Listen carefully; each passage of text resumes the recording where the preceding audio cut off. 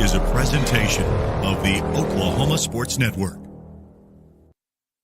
Any other use of this telecast or any pictures, descriptions, or accounts of the game without the Oklahoma Sports Network's consent is prohibited.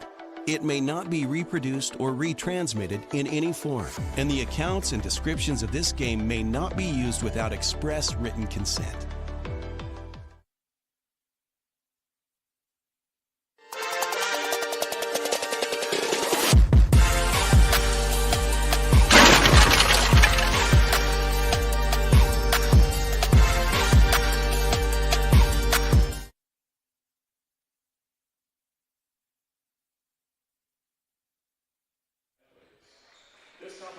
Hello and welcome onto the Oklahoma Sports Network for more high school hoops action.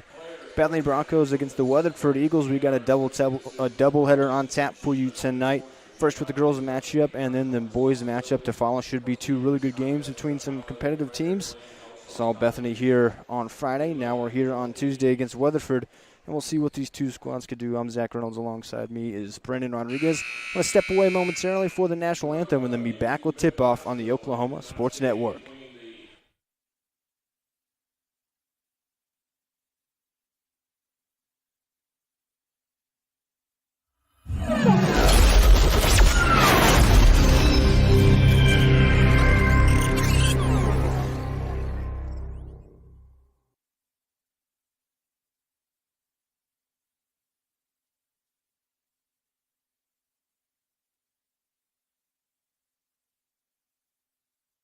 College is more than just going to class.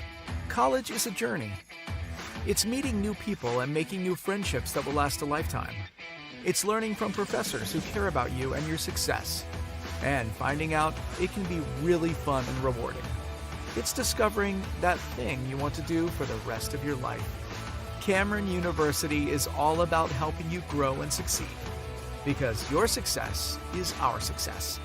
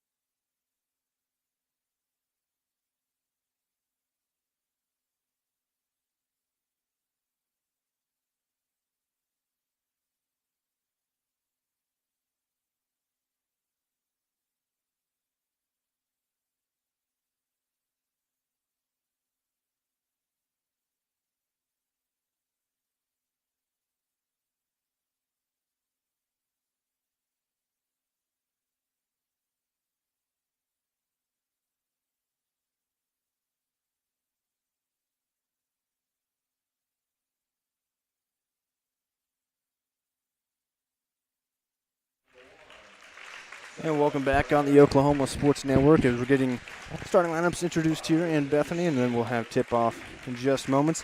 As I mentioned before the break, I'm Zach Reynolds, and alongside me tonight is Brennan Rodriguez. Brennan, this should be a great couple of games for us on tap. Yeah, absolutely. I'm super excited to be here. It's my first broadcast with the Broncos basketball. I was here for all the football this year alongside my buddy Phil.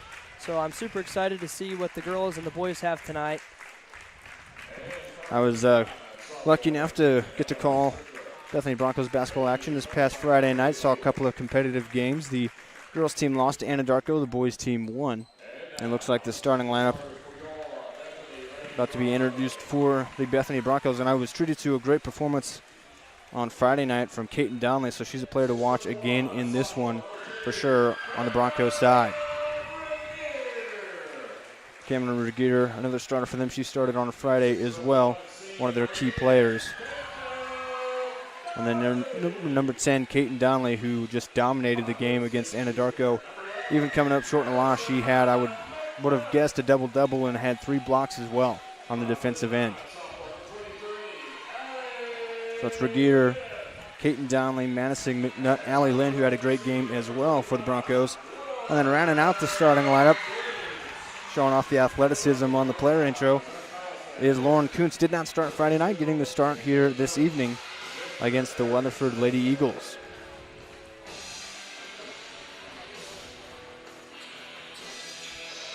For Weatherford, The starters include Ella Strickler, Braylee Epp. So I'm trying to get a look at these numbers. Shyla Navarre, Marley Teasley, and rounding out their starting lineup will be number 22, Talon Payne.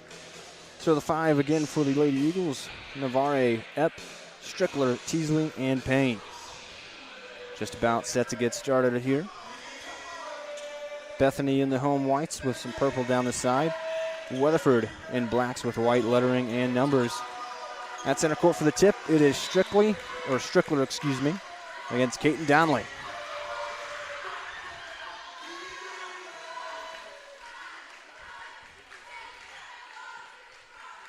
Tip up, and it is won by Donnelly, and we're underway here in Bethany, Oklahoma high school hoops action.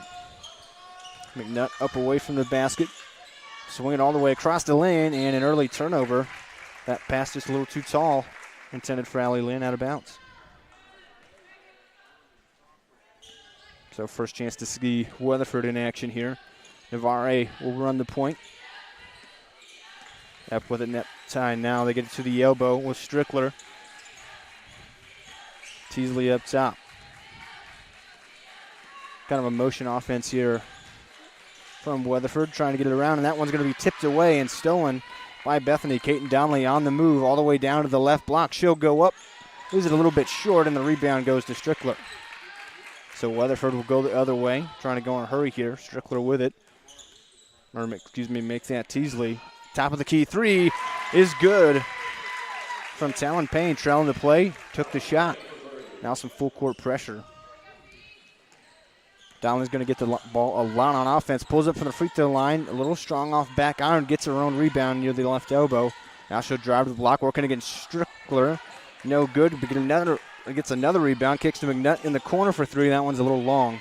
And the rebound out of bounds, last touch by Weatherford. So multiple second chance opportunities on this possession for Bethany. Yeah, glad to see them shooting the ball early in this.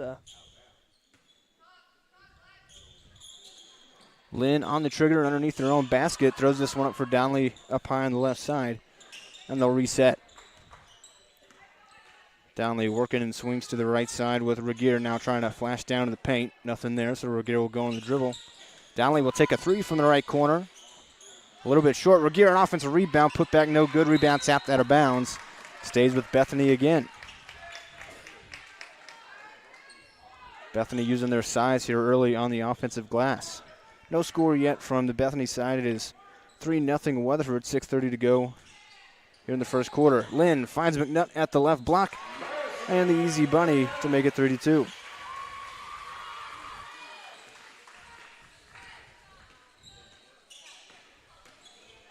Quickly the other way. Navarre goes up at the block, no good. Rebound for Lynn.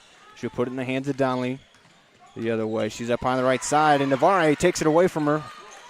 The ball ends up in the hands of Regier, driving toward the paint, across to the other side on the block. McNutt misses it. Will make that Kuntz. Lynn with a rebound, and she's fouled on the way up, going to the line. Yeah, it's good to see Bethany coming out, like you said, using their size and a lot of aggression. Just need to see some shots drop. I've been able to rebound very well, but like you mentioned, just the one field goal so far. Lynn's first free throw in and out. No good.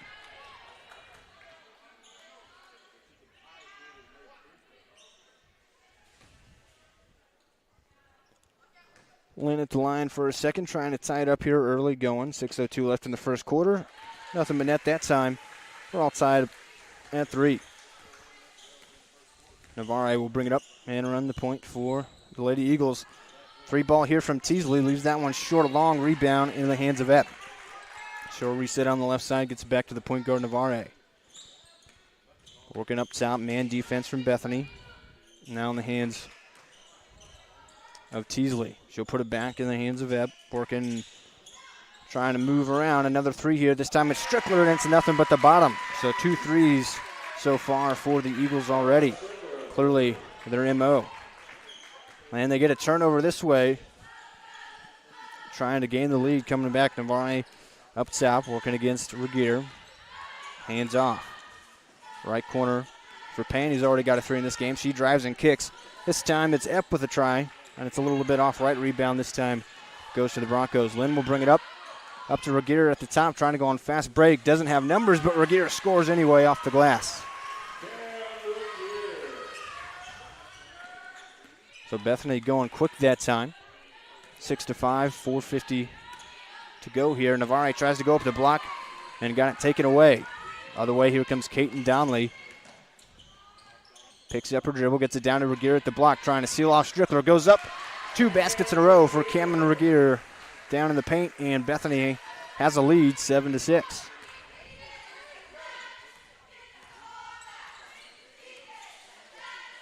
Navarre right around the screen, now finds Strickler on the road, but it's tipped away by McNutt into the hands of Kuntz. Now Donnelly passes it up to Regier, ahead of the pack at the left block, left hand, and finishes. 6 points in a row for Cameron Regier. Bethany now up to a 9-6 lead, and Weatherford wants a timeout. Yeah, that's a really good timeout right there. I would have called it too. They've come off 2 fast breaks, scoring right there, and they're playing really, really good defense. They've only left, a couple 3-point shots open, but anything down below, they've done really good. Strickler and Payne with a 3 each for the 6 points for Weatherford so far. And Bethany has just had 6 points in a row from Cameron Regier down at the block area. So that's where we stand right now, 9-6. Bethany Broncos with the lead here early in this game. 4:19 to go in the first quarter. Again, this is a doubleheader action for you. We'll have the boys varsity game to follow as well, and that one's going to be a good one. 2 highly touted programs. Weatherford coming into the season just at 21-1. So we'll look forward to that later tonight, but still, I'm expecting a great game here for the girls' game as well. So far, Weatherford has shown that they like to take their threes. We'll see if they continue with that. Navarre up on the right side, goes around the screen. Now on the left wing is Teasley. She tries to dribble handoff to Payne, and miscommunication. It's out of bounds, a turnover. So the Broncos with a chance to continue to add to their lead here. McNutt directs traffic from over the logo. Navarre. And here comes a trap. They steal it away. Yep, up to Navarre, ahead of the pack. Lynn trying to chase her down. And Lynn picks up a foul. Navarre to the free throw line.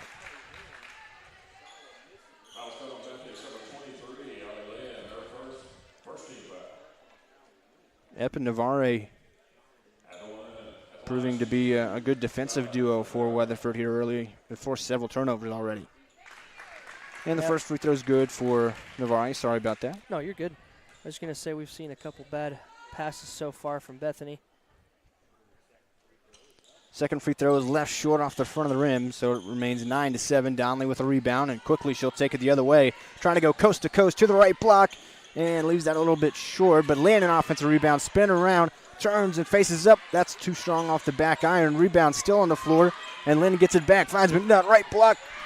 Just a little strong, but Donnelly, a third or fourth chance effort. Kaiten Donnelly with her first points of the night.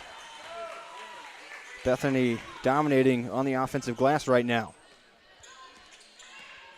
11-7, 3:19 to go in the first quarter. Left side with it is Payne. She'll try a three. She hit one already earlier. That one too strong. And Allie Lynn with a rebound. Donnelly going quickly the other way to the free throw line. Hop steps, finds Regier. No good off the glass, and a rebound for Strickler. Tried to go to the hot hand. Regier with 6 points already in the quarter and didn't get it to go that time. Left side, Teasley with it. Now up top, it's Strickler. He'll swing it around. Navarre on the dribble. Finds up top. Pujab now will go on the dribble. 2:40 to go in the quarter. 11-7, Bethany with the lead. This one tipped away, and Donnelly's got a steal. Throws this one up to McNutt. 3-on-2, Bethany with numbers, and they throw it away. Regier tried to find Kuntz. Kuntz tried to pass it back. It ends up out of bounds. Weatherford catches a break there. Peyton Mills checks in for the first time for the Lady Eagles. See if she can help them out on the rebounds. Navarre will bring it up. 2:20 to go in the first quarter. Almost a steal that time from Regier, but Epp was able to pull it away. They'll swing around the left side of Navarre. Looking down low, but not deciding to pass yet. Up top and driving is Payne. She'll bounce it back out to Epp. Left side with it is Mills, guarded by Allie Lynn. Now she picks up her dribble at the top of the key and will have to hand off. And it bumps into Navarre there, but no damage done. Epp ends up with the ball. Eating up a lot of time on this possession. Epp crosses over, drives, kicks to the corner. Payne, left corner three. Nothing but the bottom. Payne's second three of the game. Makes it a 1-point game, and now Bethany wants a timeout. Just a 30-second. We'll keep it here. It's clear, Brennan, that Weatherford likes to shoot the three. Yeah, absolutely. I was watching them in the pregame, and they were shooting a lot and making a lot, and I figured that's something they would come out strong with. And you can't blame them. You know, Bethany's leaving it open. They're really trying to – it looks like they're focusing kind of down on the paint, which they've dominated so far, I think. But, yeah, Weatherford really likes to shoot the threes. Payne with 6 points with 2 3 balls already for them. Regier on the other side with 6 points, all down near the basket. Those are the 2 leading scorers so far here. Coming down to the end of the first quarter. Yeah, I think if Regier, keeps doing what she's doing, she's going to have a good ball game tonight. And like as I mentioned, I was here Friday night covering Bethany on the Oklahoma Sports Network, and they didn't take a ton of threes in that game either. They like to beat you inside. That's what they've done so far. Up top with it, fresh into the game, is McKenna Cauldron. She'll swing right side, also fresh in, is Cameron Donnelly. Going to have a kick ball violation here, and we'll reset. Minute 27 to go in the first quarter, 11-10 lead for Bethany.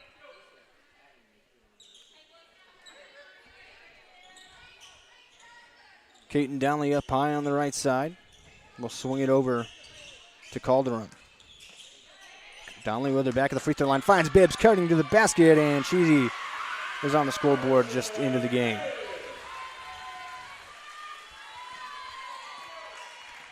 Nice cut that time from Bibbs, and a nice find from Donnelly as well. Up top with it is Teasley. She'll hand off this motion offense again. Teasley up top again. Jabs working against Calderon. Gets knocked away momentarily, but Navarre corrals it. Under a minute now in the quarter. Mills on the drive to the paint, kicks back up top. Epp with it. They'll hold it for longer. Cutting to the basket, Navarre. Now she'll kick it out. Mills thought about the three, tries an extra pass. It's being knocked around, but the Lady Eagles able to corral it. Step back three is left short off the front of the rim, but an offensive rebound for Mills. She's in the short right corner. Here comes a trap. She needs help. Knocked out of bounds. Clock stops with 26.9 seconds to go in the first quarter. That's the thing about high school basketball, no shot clock, and you can just eat up time like this to wait for the right shot. Navarre slings a pass quickly down to the block, and rejected is Teasley by Regier. Now we have a tie-up. Possession arrow keeps it with Weatherford, so they kind of catch a break there. 19.9 seconds on the clock in the first quarter. Plenty of action so far in this one. Navarre on the trigger. Throws this one up to the top of the key with Teasley. She'll try to work against Cameron Donnelly at the free throw line, hands off. Mills pump fakes the three, now she'll drive into the paint. Kicks to the right corner. Payne with another three. That one short, rebound tapped around, still on the ground. 2 seconds left. A hook shot off the glass and in at the buzzer from Talon Payne. What a quarter she had, 8 points. And that'll make it a 1-point game after one, 13-12. Bethany with that slim lead. We'll step away and be back in just a second for the second quarter on the Oklahoma Sports Network.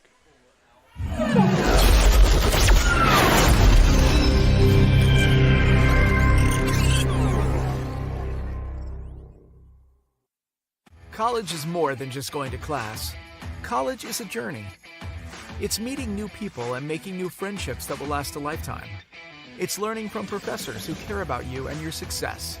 And finding out it can be really fun and rewarding. It's discovering that thing you want to do for the rest of your life. Cameron University is all about helping you grow and succeed. Because your success is our success.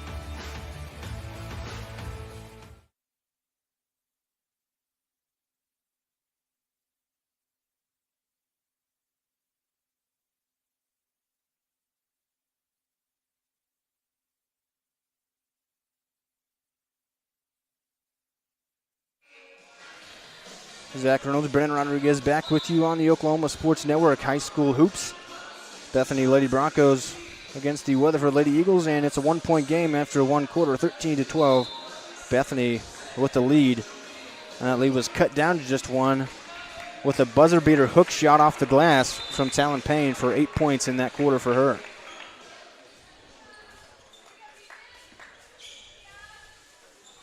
Second quarter underway now. Bethany with the basketball.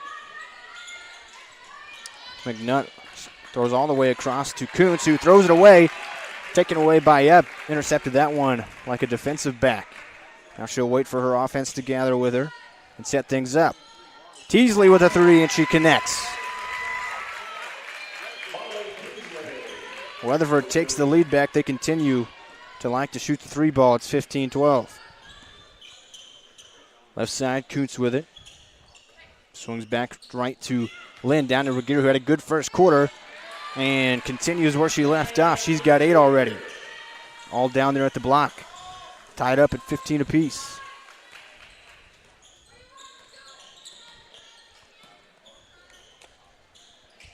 Right side, it's Epp. Thought about pulling the deep three, but decided against it. Will swing to Navarre at the top of the key instead.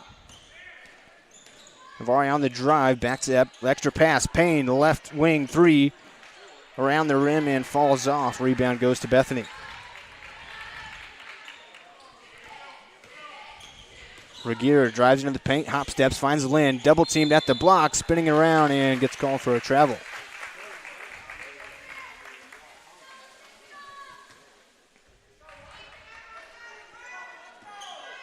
Payne with 8 for Weatherford, Regier with 8 for Bethany.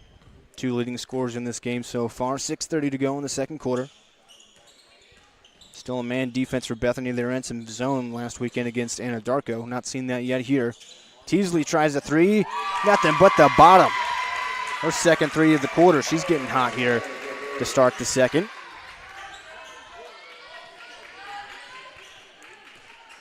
Quickly the other way. McNutt working against Navarre. Picks up her dribble. Flashes it to Donnelly, then gets it back.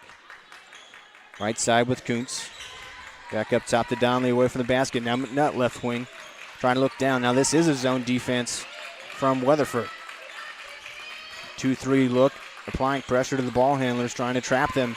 Regier finds Lynn at the block. Spin, hook shot, in, and almost came out, but then fell back in. Lynn on the board for the first time in this game. Had a great game on Friday. 1-point game, 18-17. Lady Eagles with the lead. Epps thought about the three in the corner. Instead, up top to Payne, who's got 8. She'll take the deep three over Kuntz. Strong off the glass. And a rebound for Madison McNutt. Navarre trying to take it away from her. McNutt gets past her and past the timeline. Kicks to Lynn, right corner, a three ball. A little off right and a little strong. Rebound goes to Epps. And now it's high up. And the Lady Eagles have the possession arrow that time.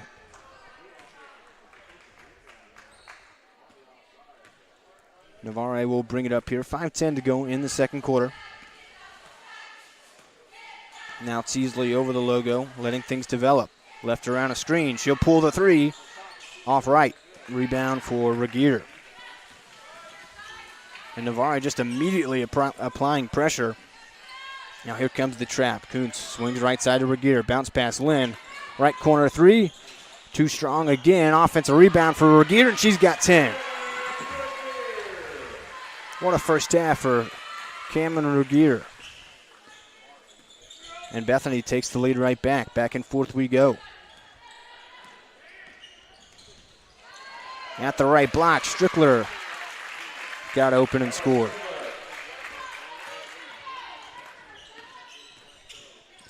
Lynn hands off to Caton Donnelly, who's been quiet so far.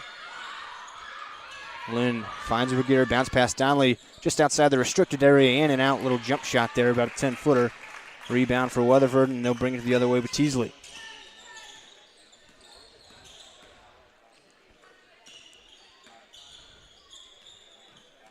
Payne pulls a left wing three. It's money. Third three of the game for Talon Payne. 11 points total for her.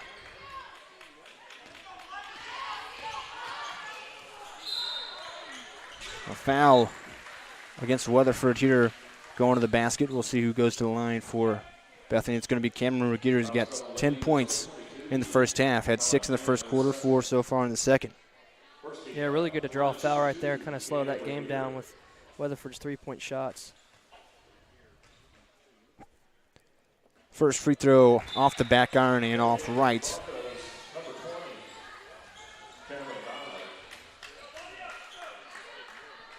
Bethany certainly dominating inside, but the three-point shooting ability of the Lady Eagles is not just keeping them in it, but it's got them with a lead right now.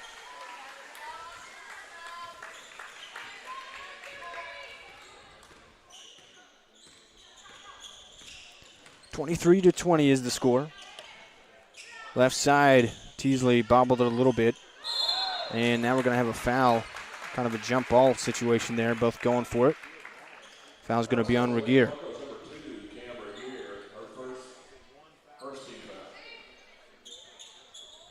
.333 to go here in the second quarter, a 3-point game. Navarre running the offense, swing, zaps way downtown from the left side, a little bit off right, Lynn a rebound. Trying to fight away, and she'll be fouled. And as soon as Bethany catches the ball, somebody for Weatherford is right there to apply pressure. Yeah, absolutely. They're trying to, with this half going down, they're trying to apply some pressure and extend their lead. Donley will bring it up the court this time. That's Kaiten Donley. Her and Cameron Donley both in the game right now. Left side, Lynn with it. Now in the short corner, finding Kaiten Donley was Cameron Regier, so she's got 10 points, and now she picks up an assist. And Kaiten Donley with her second basket of the game to make it a 1-point game again. In the corner, Epps with it. Now she'll dribble it back up top.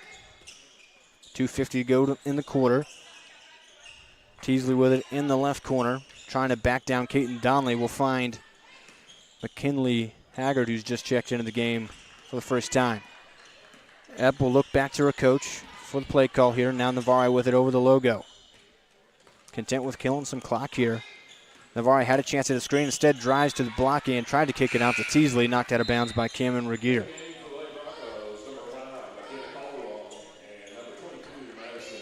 Bibbs and Calderon back into the game for Bethany. They each had some time in that first quarter, and Bibbs even had herself a basket. Epps working against Calderon there. Throws this one away, trying to find Teasley. 2:20 to go in the second quarter. 23-22. The visitor, Weatherford, with a 1-point lead here. Chance for Bethany to take that lead back. Donley with it up top, directing traffic. The clock strikes down to about 2 minutes left. Lynn pump fakes the three. Now will drive to the short corner. Now back out. That's Calderon for three. Leaves that one short, but Cameron Donley an offensive rebound. Back out to Lynn. She'll drive towards the left block and loses it out of bounds. Stifling defense that time from the Lady Eagles. Minute 55 to go in the first half. Still that 1-point lead for Weatherford. In the right corner, Mills with it. And Lynn picks up a reach-in foul.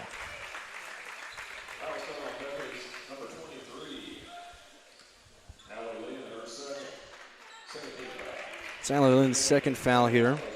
Nearing the end of the first half, she will take a seat on the bench, trying to avoid picking up 3 in one half. Epps inbounding in front of her own bench, or the Bethany bench, excuse me. That one's going to end up out of bounds. Last touch by Kaiten Donley, so it'll stay with Weatherford. Yeah, she did one of those LeBron passes where she jumps out of bounds and throws it back at your feet. I wish I was athletic enough to do that. Navarre will receive the inbound here, and I imagine they'll be content to let this clock roll a little bit. Minute and a half left in the half. Left side with it, it's Epps, right around a screen from Teasley. She'll hand off to Harris. Back with Epps on the right side. Up top, it's Strickler, who's got 5 points in this game. Right corner three for Epps is off right. Rebound to Cameron Regier. Minute 15 left. Up to Caitlin Donnelly, and she loses the ball trying to pass it off to Bibbs. Ends up in the hands of Cameron Donnelly. She gets a wild shot and was affected from a defender from behind. Now here comes Weatherford the other way. Navarre at the top, swings left side. Teasley, she'll pull for three. Off right, rebound tapped around. Cameron Regier with it, under a minute to go in the half. 50 seconds to be exact. Caitlin Donnelly will drive at the left elbow, bobbled with it, now tries to find Bibbs at the block. She kicks it to the corner, and it's knocked out of bounds by Epp. So the clock will stop at 41.6 seconds. Kuntz checks back in, as does Madison McNutt. Cameron Donnelly and McKenna Calderon to the bench for Bethany. And on the other side, Mills checks back in. Kuntz on the trigger. Finds Regier on the left side. She'll swing it up top to McNutt. They could hold for the last shot if they want here with no shot clock in high school. Left side, back to Regier. Flashes it to Donnelly out the elbow, and immediately a double team comes, and Weatherford steals it away. Navarre going the other way, does not have numbers, so slow it down. 18 seconds left. Donnelly driving towards the right block and is fouled just before the pass out. It's going to be on Madison McNutt. 14.4 seconds to go in the half.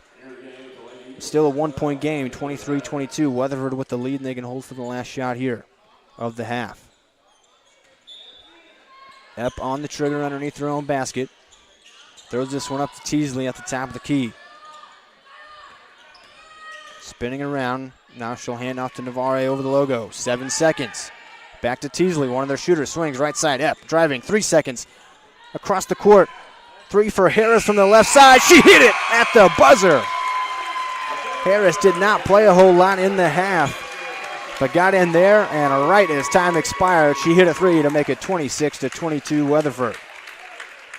At the end of each quarter, buzzer beater shots from Weatherford, and they've got a 4-point lead at the half, 26-22. Brennan, that was an entertaining half of basketball. It really was. I think both teams' strategy is going very well. I think Bethany is dominating the paint so far. Their defense in the paint and offense in the paint.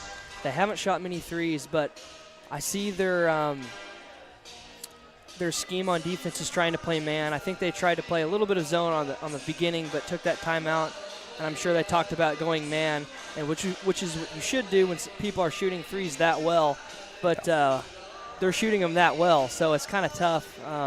It's just something you got to ask really a lot out of your athletes for sure from Bethany's side. Talon Payne with 11 points at the half. She had 3 3-pointers go in. Marley Teasley had 2 of them for 6 points.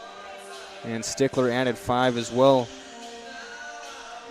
And then that was, Haggard at the buzzer. I apologize for that. Haggard, who hit the 3 ball at the buzzer for Weatherford. Harris plays for Bethany. That's my bust there. Either way, 26-22 at half. Weatherford with the lead. Will step away for a little bit and then be back towards closer to the second half on the Oklahoma Sports Network.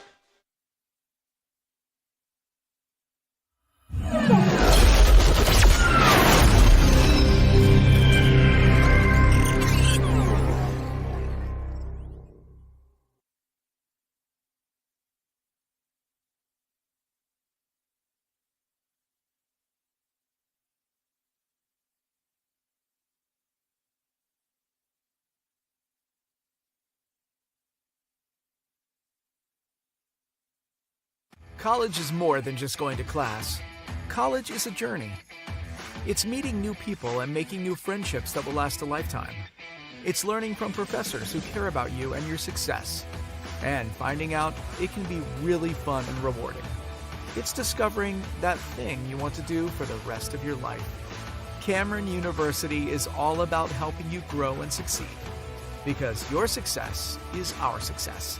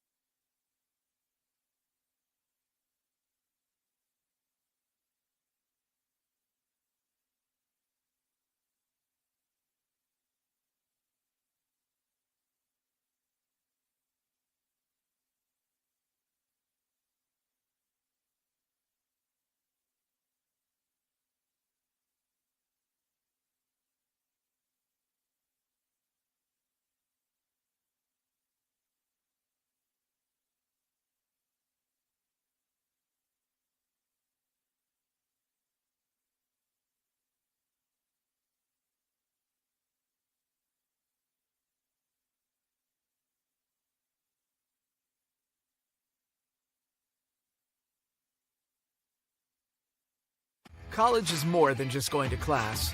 College is a journey. It's meeting new people and making new friendships that will last a lifetime. It's learning from professors who care about you and your success. And finding out it can be really fun and rewarding. It's discovering that thing you want to do for the rest of your life. Cameron. Zach Renaud and Brendan Rodriguez back with you for the second half. 26-22 after halftime. We're underway here in the third quarter. Lady Broncos against the Lady Eagles. Bethany with the ball. Donnelly trying to dribble down, and Navarre going to be called for a foul, trying to steal that one away.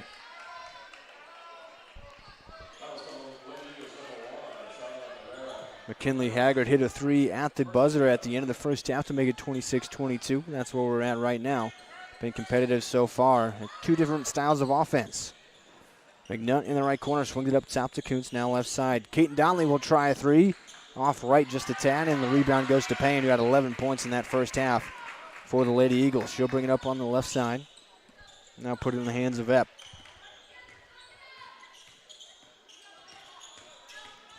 Epp trying to dribble down now. We'll bring it back after the three-point line. Now kicks to Strickler in the short corner, and a high arching jumper is good for Ella Strickler. First basket of the second half, and she's got 7 total. Donnelly working down low, used the left hand with the scoop to get it to go. So 28-26 now here, just underway in the third quarter.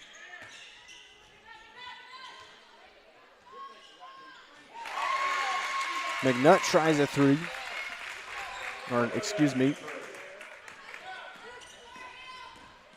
Another three there for the Eagles. Makes it 31-24. That's their MO. Shoot the three early and often. And it's worked for them. They're hitting them at a high efficiency as well. Donnelly up high with the basket. Finds Regeter at the left block, and she scores. She had 10 in the first half. Nice pass from Donnelly that time. 31-26, 6:15 to go. Payne, left corner three, too strong. But an offensive rebound for Strickler. And all the way, Payne saves it inbounds. They'll reset up over the logo with Navarre after almost turning it over. 6 minutes to go in the third quarter. Right side with it, it's Epp. Could tell she was thinking about the three there, didn't take it. Teasley in the corner, fake going left, takes the three instead. Left short, Donnelly with a rebound. 2-on-2, Donnelly blows past everybody to the right block. Left the layup short, McNutt the offensive rebound, no good, taps it out, gets it back herself. Kuntz extra pass, Donnelly right corner three, money. Donnelly able to score that one. Trying to get going here in the second half.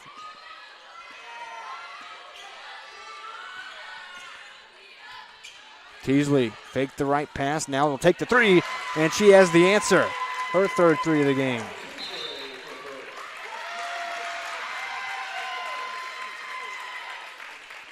Three balls are flying for both sides now. And Weatherford able to take it away there. They'll have an opportunity to build on this lead. Epp on the trigger. Throws this one up for Teasley, who hit the three just moments ago. Will bounce it off to Epp in the corner. At the right elbow, Strickler finds Teasley in that right corner again. 2 in a row for Teasley from that same spot. All of a sudden, she's got 12 points, all from the three ball, and it's 37-29. Donnelly on the right wing, kicks. McNutt, right corner, she'll try a three. Left that one short. Lynn, an offensive rebound, put back off the bottom of the backboard. Weatherford the other way. Crossover from Epp. We'll kick it to Teasley, left corner this time. Passes to Payne instead, they'll reset.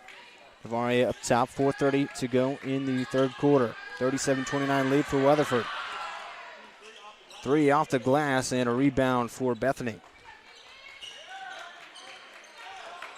Donnelly to the free throw line, now into the paint area, and the shot falls off the left of the rim, but she'll go to the line for two. A lot happened in just a couple of minutes there, Brendan.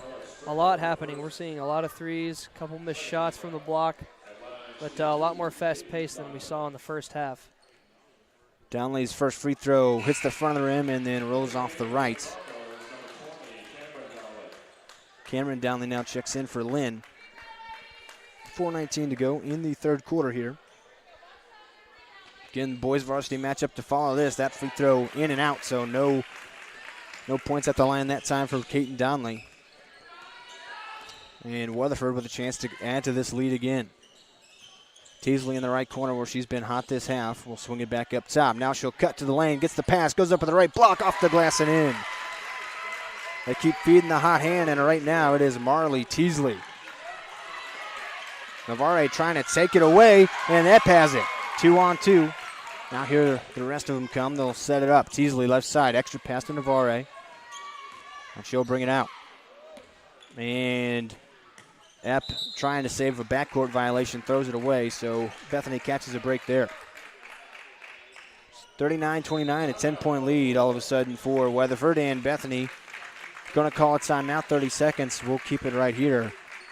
But all of a sudden, we went from a 4-point game, now it's a 10-point game. Yeah, like you said, keep feeding the hot hand for Weatherford for sure. I think that's their goal. And I've seen a bit of a change on Weatherford's defense. It looks like they're really applying the pressure on Regier. In the first half, she was able to get in the paint, make some moves and shots and making some blocks, but they've really been applying the pressure up front and keeping her out from the paint and shooting those shots. She had 10 points in the first half. She's got 2 so far here in the second, but definitely has slowed down a little bit. That obviously was a point of contention at the halftime talk for the Lady Eagles, like you mentioned. Bethany with the ball here, trying to cut the lead back down to single digits. McNutt guarded by Navarre, who's a tough defender. Regier finds Donley, and she's fouled on the inbound pass, no shot. And not just with Regier, but clearly Donley too. They're just trying to avoid letting it get down to the paint so easy. And that time they picked up a foul trying to do so. Peyton Mills checks back in for Weatherford. Talon Penn to the bench, and she gets a nice round of applause from the Weatherford group that has traveled nicely, even with potential weather coming. They're out here supporting their teams. Regier kicks to Kuntz in the left corner. She'll try a 3. Left it a bit short. Offensive rebound. Regier goes up. She's fouled, going to the charity stripe.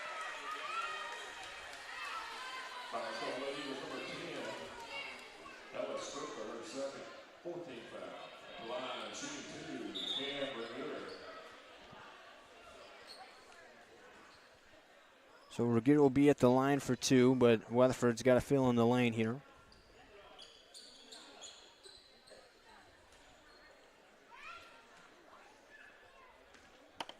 Regier trying to cut it back down to single digits if she can make her free throws here. First one up and in.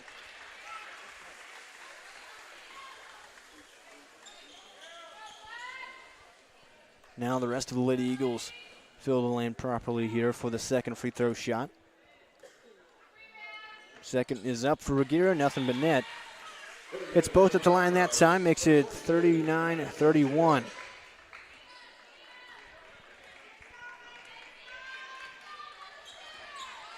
Bibbs checks back in for Bethany. She'll guard Navarre up top. Zone defensive look now for Bethany. Trying something different here. Teasley in the corner, fake the pass out right, takes the 3, leaves that one short. Rebound for Cameron Donley, who puts it in the hands of Caton Donley. She'll bring it up. 3 minutes to go in the third quarter. Donley, pass all the way up to Regier, and too tall. Turnover.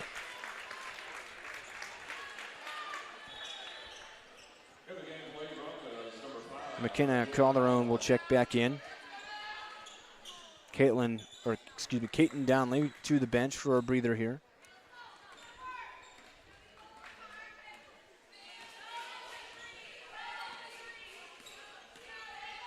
3-2 zone for Bethany at the free throw line. Mills will kick to Epps. Thought about the 3. Now she'll swing it around. Navarre up top. Back to Mills at the free throw line. Turns and gets it to Strickler. Now she'll just turn around and fire it from the free throw line. Off right. Rebound for Bibbs. Regier going the other way. She'll find Bibbs filling the lane, and she traveled. Couldn't get a dribble down. And now Talon Payne, after a short trip to the bench, back in, and again, she's got 11 points.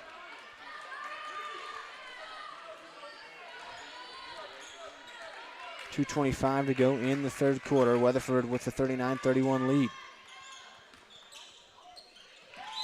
That one knocked out of bounds by Calderon. Now Donnelly and Lynn check back in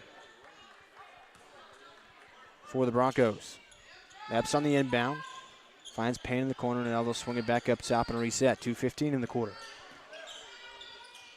Up high on the right side. Navarre with it. They'll just swing it back, working against the zone. That pump faked a deep three. Teasley at the free throw line or just in front of it. Too strong off the back iron. Rebound for Caton Donnelly. Navarre picks her up immediately at full court. Donnelly spins, drives to the free throw line, hop steps, kicks at the left wing. A three attempt is off right. Lynn with the offensive rebound and puts it in. Bit of a run here for Bethany. They're back within 6. They were down by 10 a couple of minutes ago. Free throw line jumper is butter from Teasley. A pure shooter, not just from 3, but the mid-range that time. And puts an end to that run. And another pass, too tall. This time, Lynn to Donnelly. And Bethany turns it over.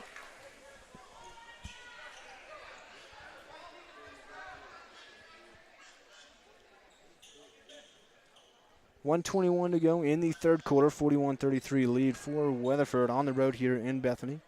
On the Oklahoma Sports Network, Brennan Rodriguez, I'm Zach Reynolds with you. Payne with it on the left side. We'll hand it to Epp. On right side, Navarre again. Still that 3-2 look. Zone defense. Left wing three for Epp is short. A rebound for Caton Donnelly.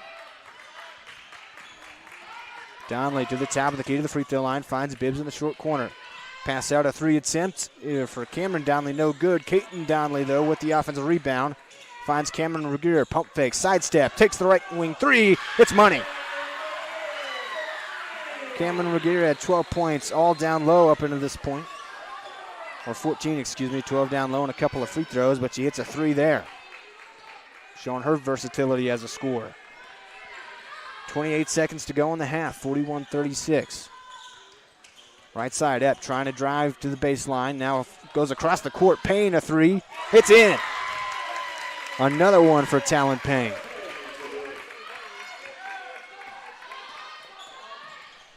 Ten seconds in the half. Caton Donnelly to the left elbow. She'll pull up for the jumper, and she connects.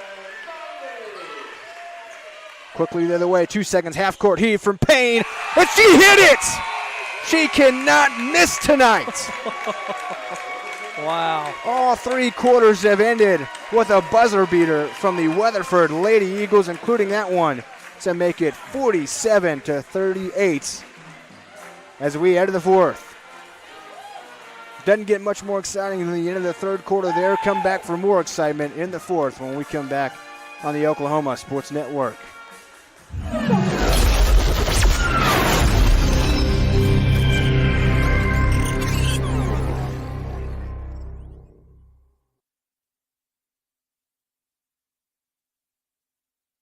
College is more than just going to class. College is a journey. It's meeting new people and making new friendships that will last a lifetime. It's learning from professors who care about you and your success. And finding out it can be really fun and rewarding. It's discovering that thing you want to do for the rest of your life. Cameron University is all about helping you grow and succeed. Because your success is our success.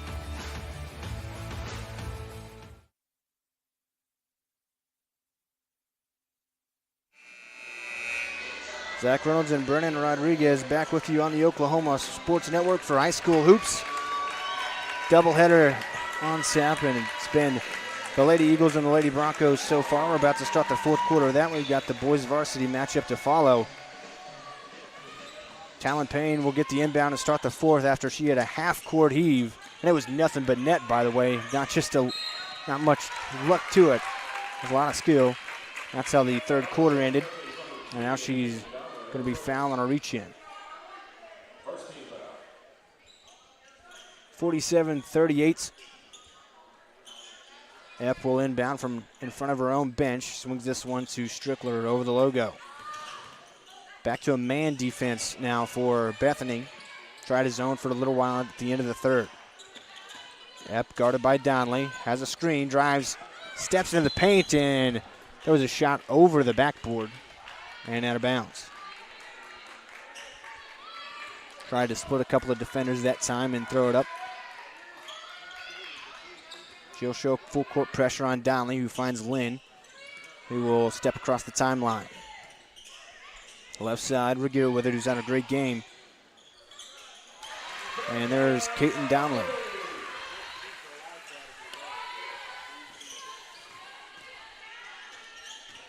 Quickly the other way, up top. Epp with it. Drives around to the right side. Now will spin back left, hands to Navarre. Teasley with it now has been the hot hand, dribbling, and pressure comes. She'll hand off to Epp. Navarre driving into the paint and can't quite get to finish off the glass, but she'll go to the line. Just missed a chance at a three-point play there. Just under 7 minutes to go in this game, 6:56. As Navarre goes to the line. She's not done much scoring today, but she has affected this game in other ways. She's a terrific defender and a good handler of the basketball, running the point for him. Hits a free throw there to make it 48-40. Second one around the roll and falls out, so that's what it'll stay at 48-40. Regier the other way at the right wing, crosses over, working against Strickler. Left her on a screen, now picks up her dribble and finds Cameron Donnelly rolling to the basket. Off the glass, can't finish, but she'll go to the line now.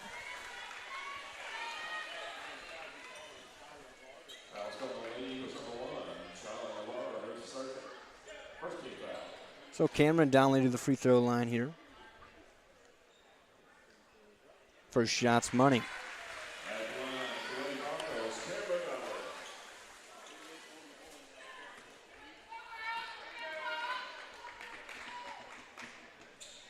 Second one, too strong off the back iron. Lynn fighting for the offensive rebound. She has it, trying to back down Strickland. Now kicks. Caitlin Donnelly, right wing three, too strong. Bibbs saves it in bounds, but it's in the hands of Weatherford. 6:30 to go in the fourth quarter. Epp driving, lost the ball at the free throw line, and it's eventually taken away by Lynn, who swings across to Donnelly. Caitlin Donnelly, top of the key, now at the free throw line, spins into the paint, scoops with the left hand, and it's in.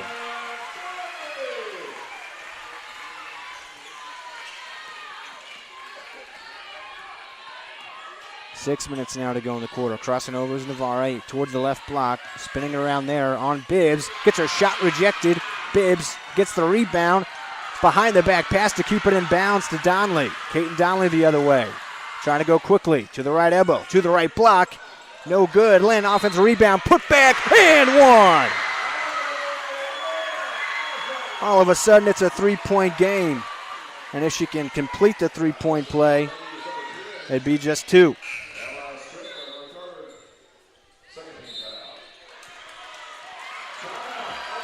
Weatherford wants a timeout. Bethany storming back here. All of a sudden, a three-point game, 48-45. Yeah, after Weatherford hitting that half-court shot going into the fourth period, you know, I don't want to say morale was a little low, but they definitely knew they needed to get excited and get back into this ball game for sure, or it would have got away from them very quickly. And Bethany's done a great job. Their ability to, just dominate the offensive glass in this game has really kept them in it with the three-point shooting of Weatherford. The way they've shot it and how efficient they've shot from three today, that'd run a lot of teams out of the building, but the Broncos able to stay strong on the offensive glass, get second chance opportunities, and they're in it even though they've only hit 2 3-pointers themselves in this game. Yeah, absolutely. And we've also seen, I believe it's number 10, Donnelly, step up a little bit in this third and fourth period. She's played great defense, and she's making some good shots and being aggressive down in the paint. So she's one of the leaders of their team, had a fantastic game against Anadarko on Friday. Clearly Weatherford had a focal point on her in this game defensively, and she was a bit quiet in the first half, but like you mentioned, in clutch time, she's starting to come through. Absolutely. As is Allie Lynn, another key contributor for them. Only had 2 points in the first half. She's got 4 including that clutch basket moments ago. Free throw is too strong off the back iron, so to stay at a 3-point game, 48-45. Weatherford with the lead and the basketball. 5:35 to go in the fourth quarter. At the right elbow, it's Mill. She'll turn around. Trap comes. Bibbs knocks it away. Lynn with it. 2-on-2. Lynn fakes the pass. Goes up with the left hand. No good, but Kaiten Donnelly gets the offensive rebound. Almost had an and one herself. It rims out, but she'll go to the charity stripe anyway with a chance to make this a 1-point game as she hits both the free throws.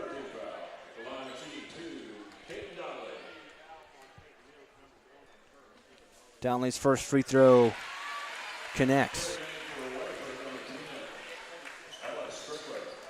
Ella Strickler checks back in. Mills to the bench for the Lady Eagles.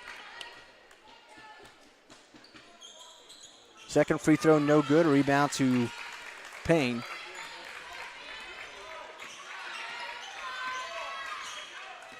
Up top, Navarre directing traffic. Now will swing right side. And miscommunication there as Epp threw it to nobody. And a turnover. And now in a 2-point game, Bethany in front of their home crowd gets the basketball back. A 2-pointer ties it. A 3-pointer takes the lead. Regier, right side. Trap comes, finds Donnelly, flashes it to Lynn, driving, and she scores and ties the game. Hard cut to the basket that time from Allie Lynn to make it 48-48. The other way, driving in the paint, and spinning is Navarre. Passes it off, now up top. Teasley pulls the three, in and out. Didn't get a shooter's roll that time. Donnelly the other way at the top. At the right wing, picks up the dribble, swings across to Lynn. Lynn fakes the pass, sidesteps, takes the three, connects! Bethany has battled back and taken the lead. Crossing over is Payne. She loses the ball. The other way, Caitlin Donnelly, one-on-one with Navarre. Missed the layup, knocked out of bounds. Last touched by Bibbs. Weatherford avoids a catastrophe there and gets the basketball back. And they do find themselves down 3, 51-48, 4:17 to go in the fourth. Something tells me, Brennan, this one ain't over yet. It is definitely not over. Expect some lead changes here coming in this last 4 minutes. We'll see what the excitement brings. Up top, Teasley with it. She'll swing left side, knocked away. Stays with Weatherford. Bethany's starting to get really aggressive defensively, and it's paying off for them.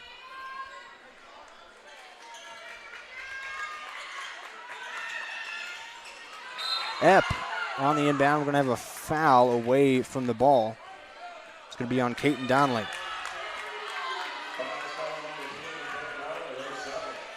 Going to start hearing a little bit of the crowd get into it late in this game. Good crowd on hand for both schools, really showing out. As I mentioned, even with inclement weather potentially on the way. And a 5-second violation. Cameron Donnelly facing up Epp, not allowing her to get it in. And Bethany forces another turnover. As she has all game, Shyla Navarre will show full court pressure here. Donnelly and Regier will play catch with it to get across the timeline. Momentarily tipped, but Donnelly controls it. Now she loses it. Epp the other way. 2-on-2. Epp to the right wing. Will slow it down, let her team come, and they'll run the offense. Navarre slows it down, goes over the logo, letting things develop. Now she'll drive on Lynn, passes out to Teasley. Teasley pump fakes, drives, steps at the free throw line, spin around, finds Navarre. Working against Lynn to the left elbow. A pump fake from Payne, driving, spins on Bibbs, kicks it up top. Now left side Epp. Good defense here from Bethany. Epp driving to the block, spinning, kicks it up top to Teasley. Regier right there. Driving, a scoop layup and no good, but going to the line is Teasley. She's hit 4 3-pointers in this game, but showing off a nice drive ability there that we hadn't seen much yet. Yeah, absolutely. That's one of the first times she's gone down in the basket, down in the paint, because Bethany's done a good job of keeping her out of it. So we'll see if she can make those 2 after this timeout. Going to have a timeout on the floor. It's going to be a full timeout, so we'll take it with them and be back in just a moment on the Oklahoma Sports Network.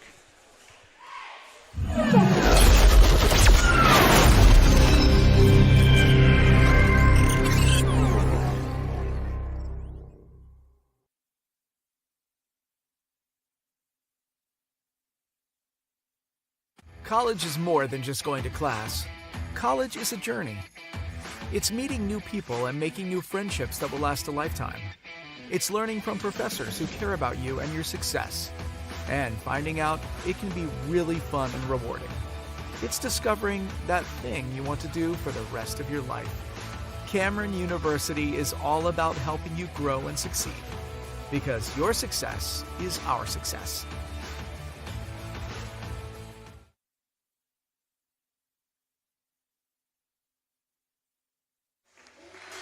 Zach Reynolds, Brent Rodriguez with you on the Oklahoma Sports Network. An electric game here in game one of our doubleheader. The boys varsity game to follow, but we still got 3 minutes and 13 seconds left in the girls matchup here, and it has been going back and forth, back and forth. It's a 3-point game right now, and I don't think the fireworks are done flying here tonight in this game. 51-48, Weatherford has Marley Teasley at the free throw line, who's had a great game for them, and she adds a free throw there.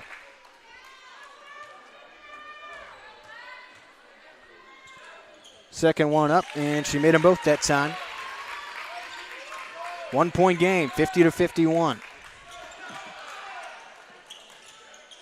3:05 to go in the fourth quarter. Regier right side, picked up her dribble, finds Bibbs.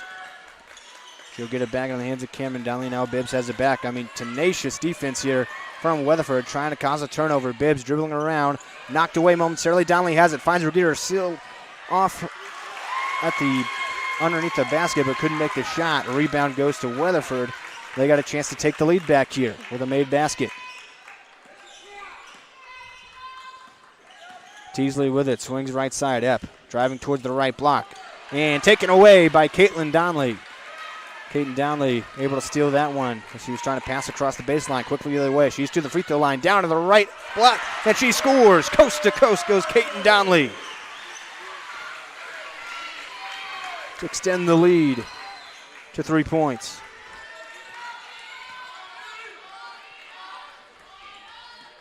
Teasley momentarily looked to the bench for direction that time. Now she'll dribble. Will pop the three from the top of the key. Off right. Allie Lynn with the rebound. Navarre trying to strip it away from her. Now Lynn will go on the dribble. Momentarily falls down. Ball's loose. Caitlin Donnelly has it. Gets across the timeline. They've got numbers now. Regier, one dribble at the right block. Turns around and puts it in. 55-50. A minute 45 to go in the fourth. The way that Weatherford can shoot the three-pointer, this one is far from over. They're still within striking distance here. Left side. Epp driving. Now we'll turn it back around. Finds Teasley, knocked away. Donnelly trying to keep it in bounds, but she can't. That's a great second effort from Donnelly right there. Playing great defense so far, and trying to get that one back in bounds, go to the other way was really good effort.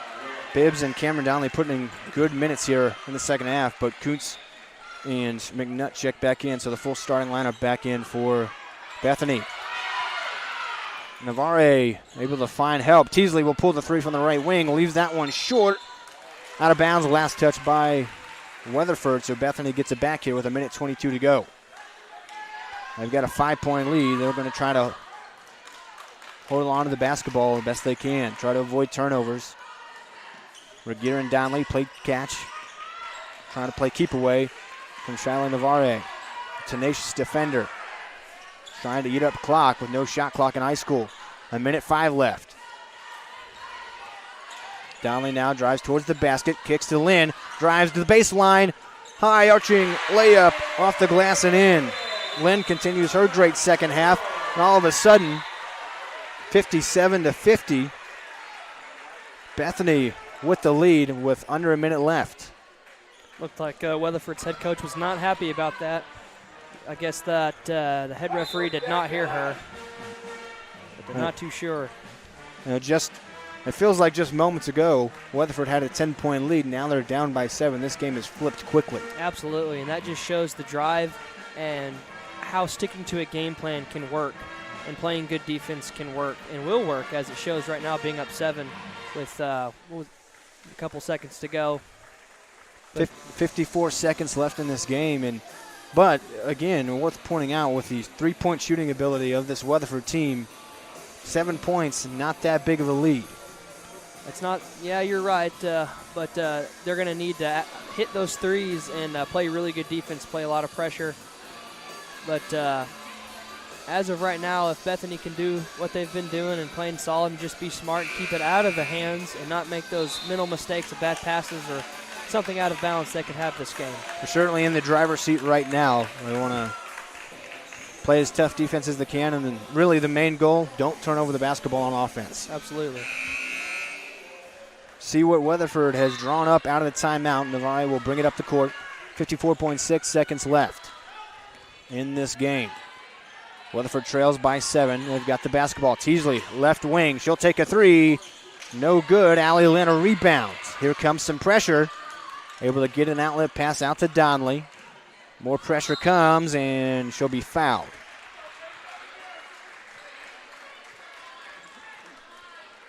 .38 seconds left even now in this game.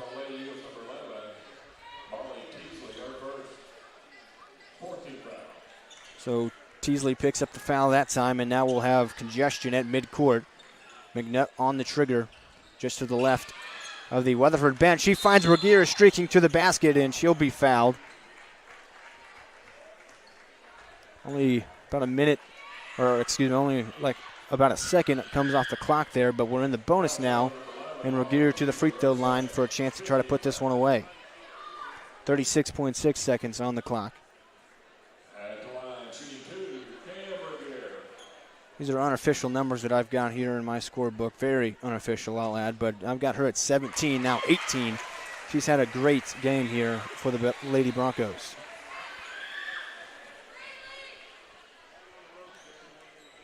Made it 58-50 there. Next free throw up. Made them both. Makes it 59-50.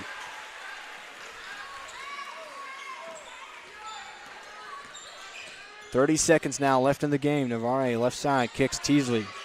Working against Lynn at the top of the key. Hands off. Time continues to come off the clock. Yep, now up high. 20 seconds left. Teasley, top of the key, way downtown. Pulls for three. The bank is open. Not going away yet are the Weatherford Lady Eagles. 7 seconds left. Donnelly across the timeline, and she'll be fouled with 3.9 on the clock.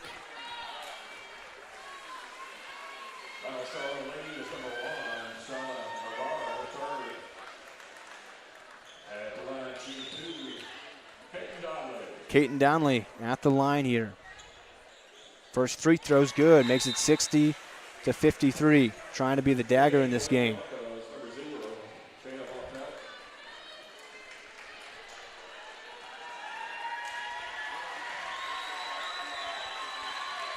Donnelly's second free throw up and good. 61-53.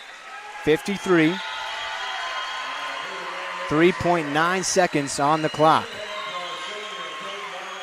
Bethany's head coach getting the crowd fired up over there. And the ball here is thrown away, trying to inbound it.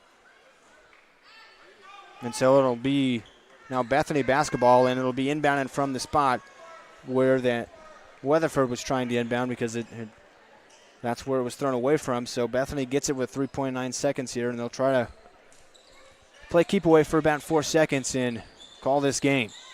Lynn up top finds Madison McNutt, and that'll do it. Down 10 by 1 point in the second half. Bethany battles back and wins this one 61-53. What a great win. You know, like you said previously, it looked like, you know, Weatherford had this game for a little bit. The way they were shooting the threes, they had two players just sticking out in the three-point line, just making those shots. But, you know, Bethany stayed to the game plan, playing man-to-man, switching it up to zone. But they keep Regier down below making those shots. And we saw Allie Lynn. She stepped up big in the second half, making really good defensive stops and making some layups. And like you said, too, Donnelly, she stepped up big in the second half, too, applying great pressure on the Weatherford girls shooting threes. Yeah, Regier, Donnelly, and Lynn, that's what you come to expect with Bethany Lady Broncos basketball. And they did it again, those three all in double figures, and helped lead their team to a come-from-behind win, 61-53. That game was absolutely electric, Brendan, and that was only the beginning, because now we've got the varsity boys matchup coming up here next in just a little while. That one should be fun too. 21-1 Weatherford on the road against Bethany, coming off a win against Anadarko on Friday night. Stay tuned for that one. We'll step away for just a little bit, but come back or stay with this same stream, and we will have the boys matchup for you as well. More fun basketball coming on the Oklahoma Sports Network.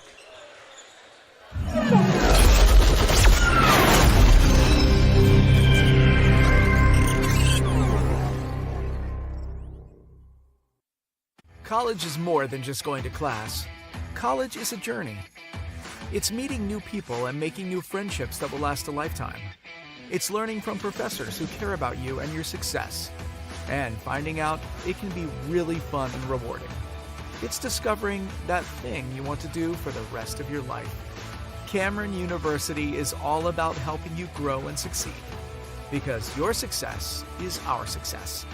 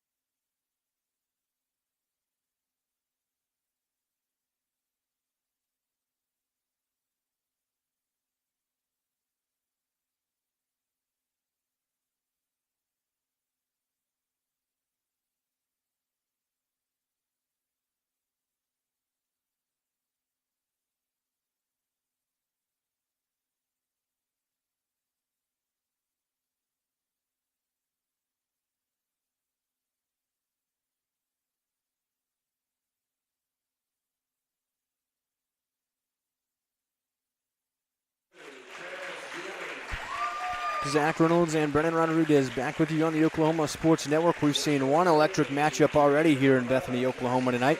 And another one on tap here between the Bethany Broncos and the 21-1 Weatherford Eagles. Eagles, the road team, wearing red with gray letters and some gray on the side there. They're getting their starters introduced right now. That's Jackson Smith, Cash Jennings, Ethan Sage, Tate Sage, and then C.J. Nixon. It's a program that is known around this area. I mean, they win year after year, and that's no different this year. As I mentioned, 21-1, only loss was to Owasso. Bethany beat Anadarko on Friday nights this past weekend. And Weatherford has also faced Anadarko this season and beat them 47-20. And so that can give you a little bit of an idea of how they might match up here. We'll see. Home Bethany Broncos lineup being introduced now. Braxton Mullins into the starting lineup tonight. He was not on Friday. Joining him is Wyatt Geisler,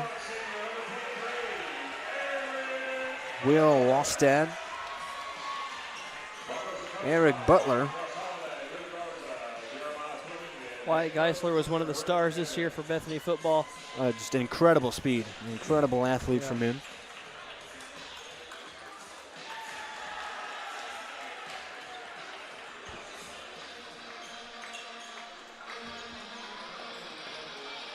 So just about to get started and underway here with the boys matchup, Weatherford and Bethany. Ethan Sage will be on the tip for Weatherford.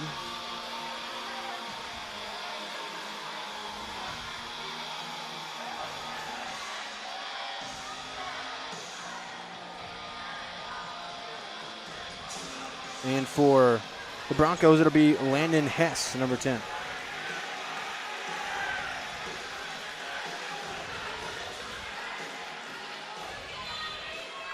So Hess and Ethan Sage to tip this one off, and we're underway. Sage wins the tip, and now a foul.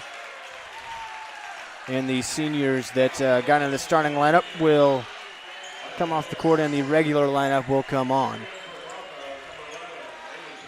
So some seniors there getting recognized, like Eric Butler and Landon Hess. Lucas Woolridge checks in, as does Garrett Johnson, Jackson Payne, Aiden Todd. Down low, Ethan Sage working against Woolridge, goes up and has the first basket of the game.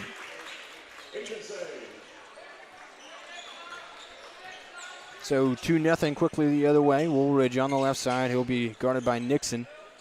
Payne up top. Down low, keeping it inbounds as Todd finds Geisler. They'll swing it around. Woolridge now driving, spins just outside the left block, kicks to the corner. Johnson with it, he'll bring it back out. He'll reset up top with Jackson Payne over the logo. Now Aiden Todd at the right elbow, crossing over at the free throw line. We'll kick it back out. Woolridge, fake going right now, drives into the paint. Fadeaway jumper, it's Butter. All tied up at 2. Nice move from Lucas Woolridge, who had a good game against Anadarko. Tate Sage up top now. I'll refer most of them, mostly as Tate and Ethan when they're in the game at the same time. Left corner Smith, or make it Smith now up top. Ethan passes to Tate. Tate drives baseline and going to commit a charge. Johnson falling for that one, or taking the dive on that one. And Bethany creates a turnover.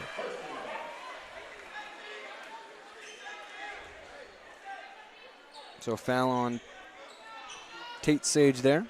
Driving to the basket. Just underway, 6:35 in the first quarter. 2-2, all tied up. Geisler with it now up high on the right side. Kind of a zone defensive look here from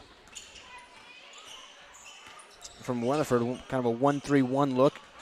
Bethany working against it. Geisler on the right corner will pull the three.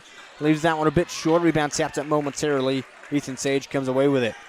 He'll find Smith up at the left block, and he gets bumped.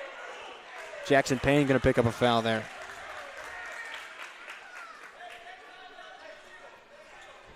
Brandon mentioned earlier, he got to cover Bethany football a lot this year, so he's familiar with some of these athletes. Jackson Payne was the quarterback, and Wyatt Geisler, the number 1 wide receiver. Stars on the basketball team as well. Smith with it on the left side, down to Nixon. 1 power dribble, he'll slam it. Nixon didn't waste time showing off his athleticism to take the lead. That was one of the other stars when they played Weatherford out on the football team.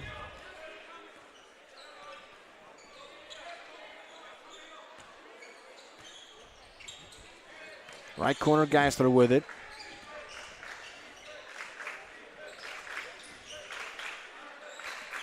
Now up top, it's Todd trying to work against the zone. Finds Payne on the left side. 5:30 to go in the quarter. Here comes a trap. He'll find Todd. He'll take the deep left wing 3, and he connects. No fear for Maiden Todd as a shooter that time.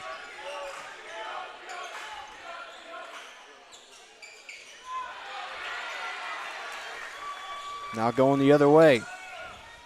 Todd lost his dribble and steps out of bounds.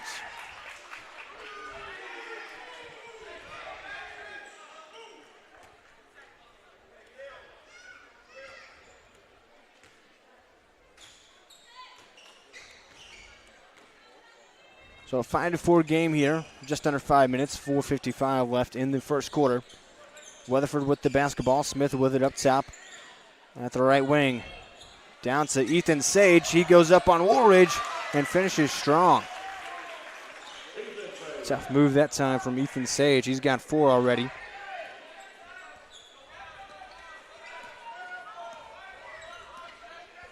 Aiden Todd over the logo. A trap comes. He'll dribble it over to Woolridge.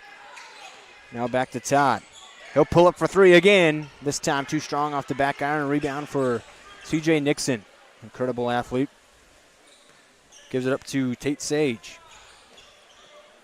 Right side, Jennings down to Nixon. Here comes a double team. Nixon going towards the basket anyway. Now swings it up top. Extra pass left side. Smith for a 3. Nothing but the bottom. Jackson Smith on the board. So now 9-5, Weatherford with the lead. Their first 3-pointer of the game. Aiden Todd has 1 on the Bethany side. Todd with the basketball, swing to Woolridge. Trying to work against this zone again. Woolridge back on the right side. Tries to step in, now will bounce it off. Johnson for 3 from the right side, left it short. Nixon a rebound and fouled by Payne. I believe that's going to be Jackson Payne's second foul already. So he'll likely have to head to the bench here. Still just 3:40 to go in the first quarter. Payne into some foul trouble. So Denton Jaggers checks in. Played quality minutes against Anadarko on Friday night.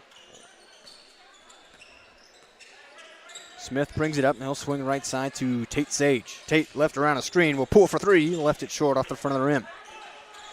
Jaggers fresh in, corrals himself a rebound, and Woolridge will bring it up. Left side, Geisler pump fakes, now drives to the elbow, kicks Jaggers, drives baseline, swings it across. Woolridge, right corner, thought about the 3, didn't take it. Tate Sage right on him. Now Todd up top. Will swing left side to Geisler, back to Todd. Jabs. Now on the drive. Hops into the paint and throws it away. Taken away by Hunter Nelson. Tate Sage the other way for Weatherford. 3 minutes to go in the quarter. Sage crossing over. Picks up his dribble and will pass it off to Jennings. Now Tate back with it. No reset up top. Smith to the free throw line. Gathers, kicks. Nixon, right corner 3. Nothing but net. Had a dunk earlier, now a 3 ball. He can score just about any way. It's 12-5. 5 points for Nixon already here in the first quarter. 2:30 to go in the quarter. Geisler on the dribble to the top of the key. Now we'll hand off to Denton Jaggers. Right side to Todd. Up at the top. Back to Geisler. Johnson set a screen for him. Geisler couldn't hit the 3. Weatherford the other way. They with a 12-5 lead here. Smith over the logo will just hold it, let things develop. Todd trying to pick his pocket, going to pick up a foul. Home crowd here at Bethany, not a fan of that one.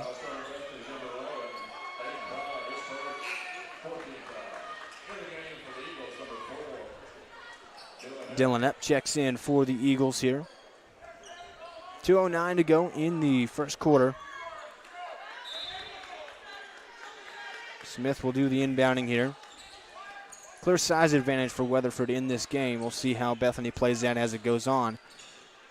Nixon down just outside the left block, trying to back down Garrett Johnson. Gathers, goes for the hook, and he's got 7 already. 7 of the 14 for Weatherford. Couple down low and a 3 ball as well. Woolridge working against Nixon at the free throw line, spins into the paint, thought about the shot and instead kicks it to Todd, who's on the drive. They'll pass it off to Johnson. They'll reset up top with Geisler. Geisler passes it off to Jaggers at the block, switches in midair and gets the and one, showing off the acrobatic finish. A hoop and a harm for Denton Jaggers. He's going to be a key in this game with a guy like Jackson Payne on the bench with foul trouble. Yeah, absolutely. He's a great, I guess you call that the 6th man. Braxton Mullen checks in. Garrett Johnson to the bench. Jaggers at the free throw line trying to complete the 3-point play. Free throw up and in. So he does just that, makes it 14-8. Tate Sage up away from the basket, now swings left side to Jennings. Down to Nixon again, trying to feed the hot hand. 3 people come, it doesn't matter. He finishes over all 3 of them.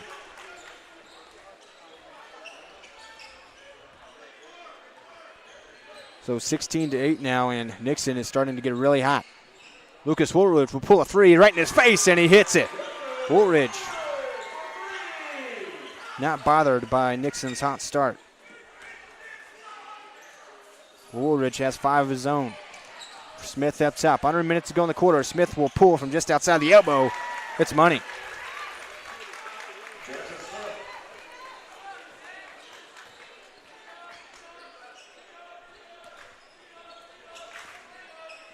.39 seconds to go in the first quarter. Todd will pull a deep 3. Left it short, but Jaggers the offensive rebound. Woolridge pump fake. Now driving towards the right block. Goes up off the glass and finishes. Wanted an and one, didn't get it. But Woolridge starting to heat up in his own right.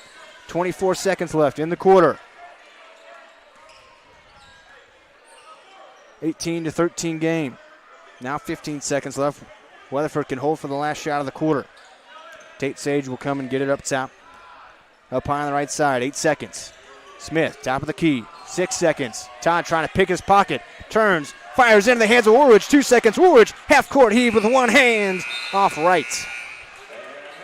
Lots of action from both sides in that first quarter, 18-13 after one. Another great game brewing for you on the Oklahoma Sports Network. We'll be back after the break with the second quarter.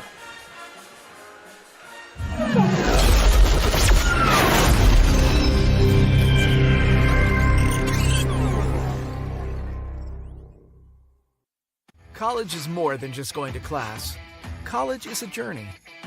It's meeting new people and making new friendships that will last a lifetime.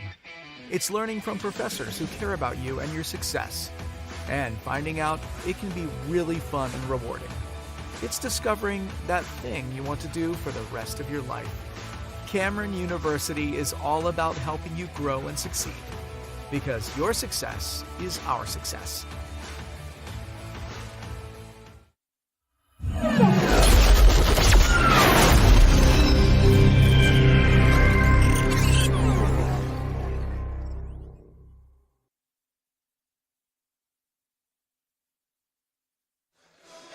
Second quarter coming up on the Oklahoma Sports Network.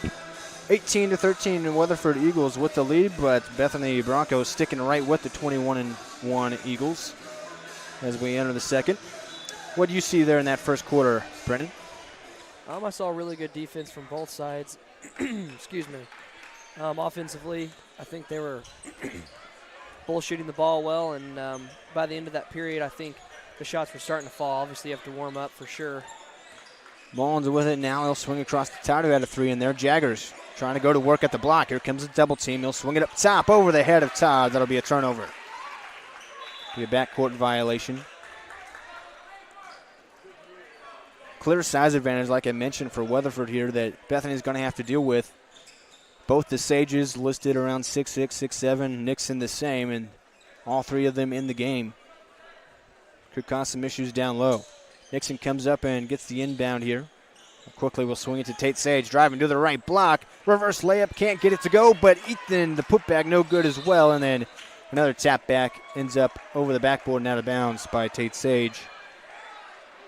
So they gave up some rebounds there, but no baskets, did the Broncos. Chance to cut into this 5-point deficit here toward the beginning of the second quarter. Mullins has it on the left side. Spinning at the elbow will fire. Johnson from the right wing missed that three. A rebound for Tate Sage. Good look that time from Garrett Johnson. Couldn't get it to fall. Jaggers picks up Tate Sage. Now right side Nixon throws it down to Ethan Sage, and he gets it to go at the block. He's got 6 points in this one.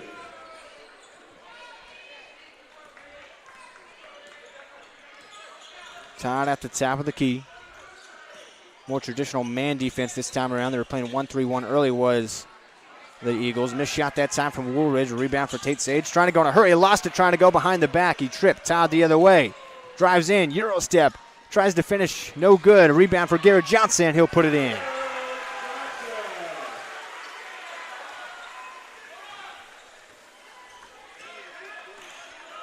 Nixon bringing it up the court this time. 6:20 to go in the second quarter.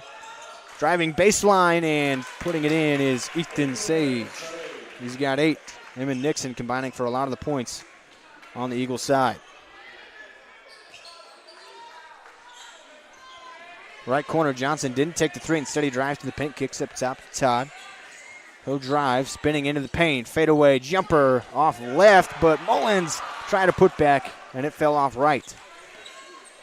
Couple of unlucky rolls that time for the Broncos. It's 22-15, 5:49 to go in the second quarter. Ethan Sage with it up top of the logo. Swings left side to Smith. Down to Nixon. We'll pass it back up top. Extra pass. Another one to the right corner. Tate Sage a three. Too strong. Rebound. Taps around. Weatherford sticks with it. It's Smith. He'll find Tate Sage working against Woolridge at the block. Tried to pump fake. Shot doesn't go. No foul call. Rebound for Bethany. Physical on both sides. Todd at the top of the key. We'll let things develop. Dribble handoff for Braxton Mullins, crossing over, working against Epp. Into the paint, left-handed pass over to Woolridge. He'll pull the three in Nixon's face. No good. Rebound tapped around. Todd with it. Todd at the left elbow. Now the left block. Scoop. No score, but he is fouled by Tate Sage, and he'll go to the charity stripe. Sage can't believe it. That'll be his second foul, I believe. So he might have to head to the bench, much like Payne did earlier for the Broncos. We'll see how Weatherford plays the foul trouble situation here. Timeout on the floor, 5:04 to go in the second quarter, 22-15. Weatherford with the lead. It's a minute timeout. We'll take it with them and be back on the Oklahoma Sports Network.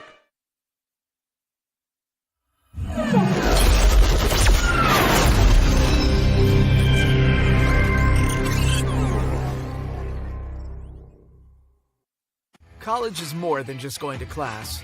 College is a journey. It's meeting new people and making new friendships that will last a lifetime. It's learning from professors who care about you and your success. And finding out it can be really fun and rewarding. It's discovering that thing you want to do for the rest of your life. Cameron University is all about helping you grow and succeed. Because your success is our success.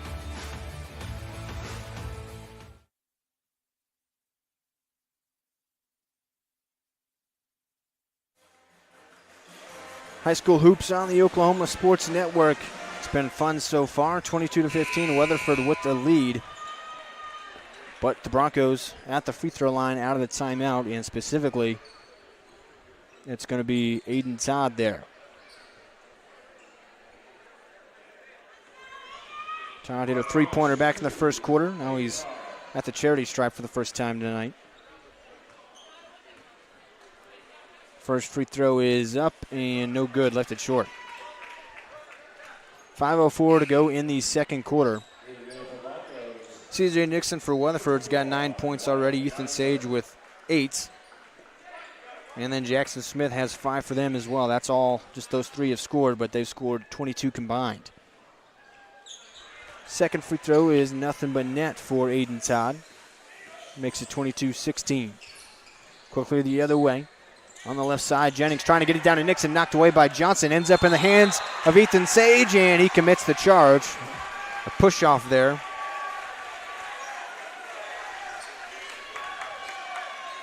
Tate Sage, by the way, is on the bench with 2 fouls on the Weatherford side. On the Bethany side, Jackson Payne on the bench with 2 fouls. So each team minus a preferred starter right now because of foul trouble. We'll see who can overcome that. Todd guarded up top. Back to a zone look for Weatherford, trying to trap the ball handler. Payne back in the game, actually, even with those 2 fouls. And we're going to have a 3 in the key, looks like, violation, a turnover against Bethany. So with Tate Sage on the bench for Weatherford with 2 fouls, the Broncos are letting Payne play out there with the 2 already in the first half. Smith, who's got 5 points up top on the right side. Into the paint area, picks up his dribble, finds Nixon up top. Nixon finds Ethan Sage, lost the ball. Jaggers will let it go out of bounds, and Bethany gets it right back. Great crowd on hand here for both schools. They really showed out. An electric atmosphere here in Bethany, Oklahoma tonight.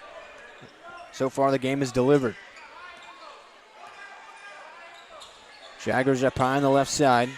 Back to Todd on the right. Todd working at the top of the key. Tries to get Skinny into the paint. Throws up a heave. It's off left. Rebound for the Eagles. Nixon bringing it up the court. 4 minutes to go in the half. Crossing over at the free throw line. Bounce pass. Ask the Ethan Sage. And he will slam it home. Nice find that time from C.J. Nixon, excuse me. Has 9 points in this game and now showing off his vision as well. We talked about him as a football athlete earlier as well. We've seen a lot of his skills already in this game. Foul away from the ball, away from the play here. Going to be against the Eagles. And it's going to be on Cash Jennings. Jackson Payne on the trigger for the Broncos here underneath his own basket. Trying to find somebody. We'll throw it up to Garrett Johnson. He'll put it in the hands of Aiden Todd to run the offense. Todd crossing over to the free throw line, down to the left block, spinning around. He'll kick. Payne, top of the key. He'll pull for 3. Money.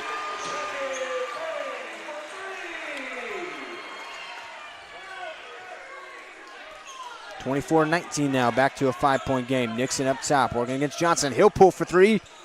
Tried to answer that one, did not make it. Payne with the rebound.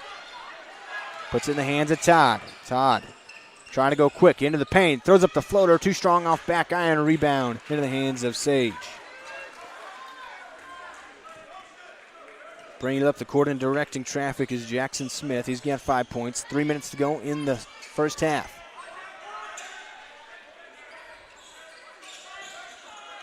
Sage will make that Smith. Bounce pass off to Sage, and he's got the slam. What a find. What a flush. That's chemistry right there. Geisler on the right wing. Quickly to Johnson. Here comes the trap. Back out to Geisler, left side. Now to Todd. Back to Geisler on the right. He'll pull way downtown. He connects. Way out there. Geisler doesn't care. Hit it anyway. 4-point game, 26-22. Going back and forth here a little bit. Another timeout on the floor. We'll take it with him. Weatherford with a 26-22 lead. We'll be back on the Oklahoma Sports Network.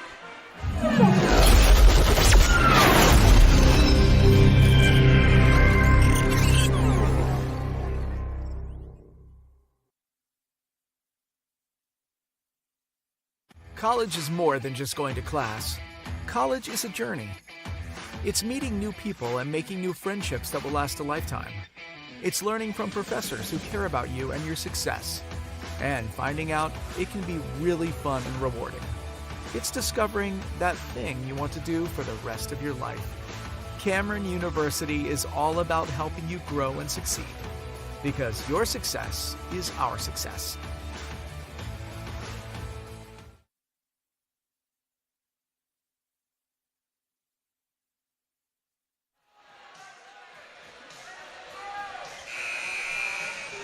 (2 minutes, 26 seconds to go in the second quarter. And a 4-point lead for the Weatherford Eagles, 26-22, but Bethany hanging with them. Weatherford, one of the top teams in the state, 21-1. Dylan Up brings it up the court for them this time around. Swings it right side to Smith. Tate Sage back in the game, even with 2 fouls. He's got it on the left side, trying to get it down to Nixon. He's got it. Here comes a double team. Back out to Tate Sage. He'll swing across to Smith on the right wing. Jabs on Mullins. Now they'll reset up top of that. 2 minutes to go in the half. Back down to Nixon. Finds Sage cutting to the basket. Misses the dunk, but he's fouled. And he'll go to the line.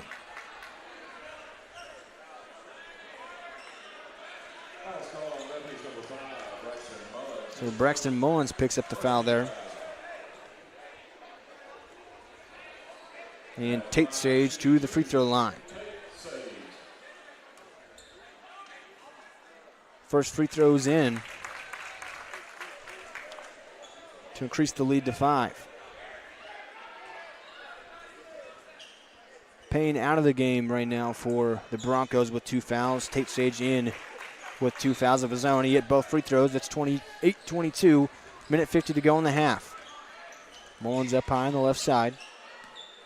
Will survey. Now swings right side to Geisler. Tries to cut into the paint. He tries a floater and gets fouled. Jennings got a piece of his arm that time. And that's going to be Cash Jennings' second foul in the first half. So Wyatt Geisler to the free throw line. Just before the last timeout, hit a deep 3 from the right side for his first points of the game. And adds one there via the free throw.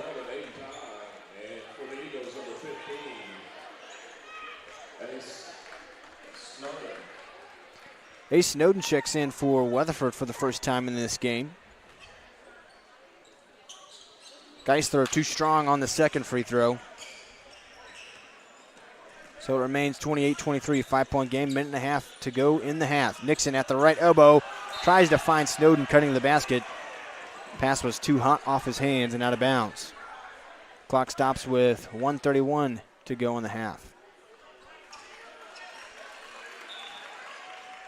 Weatherford's had a short lead pretty much the whole way. Broncos trying to stay close here towards the end of the half. Todd looks back towards his bench for directions from his head coach. Now they'll run the offense. Todd right around a screen from Johnson. To the right elbow. Picked up the dribble. Finds Johnson at the free throw line. Back to Todd. Around a screen again. Pulls up from the free throw line. Left it short. Rebound for Mullins. Up top to Woolridge. Woolridge on the drive. Kicks. Guys from the corner. Fakes left. Now drives right to the paint. Woolridge sidesteps. Takes the 3. Top of the key. He hits it. His second 3 of the game. Woolridge with 10 points. It's a 2-point game. Nice ball movement that time all the way around from the Broncos. Crowd trying to get into it here. The student section. Left side. Down in Nixon in the short left corner. Up top. Tate Sage pump fake. Kicks. Snowden down. Back to the top of the key. Tate Sage will try a 3. He answers.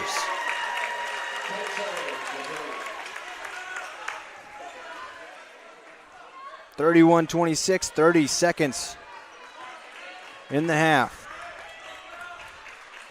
Bethany can try to hold for the last shot if they'd like. Right now that seems what they'll do. Todd dribbling it up high on the right side. Now 15 seconds left. Tate Sage comes up to try to apply some pressure to this 1-3-1. Todd picked up the dribble, now finds Mullins who gets it back to Todd. 9 seconds. 7 seconds. Todd has a screen, kicks. Mullins tries baseline, pulls up for the jumper off the side of the backboard. And that'll do it for the first half.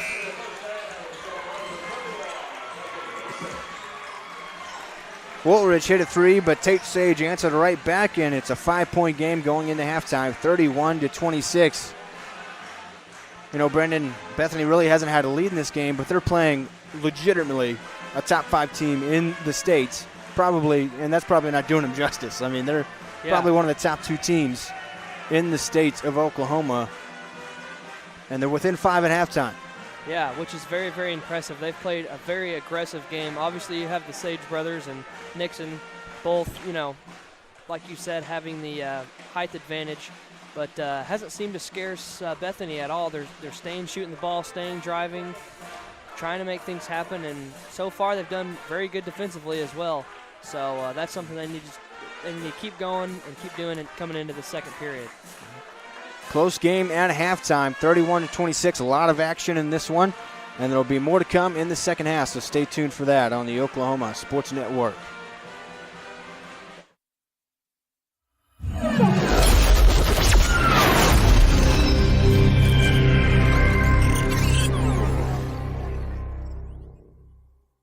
College is more than just going to class. College is a journey. It's meeting new people and making new friendships that will last a lifetime.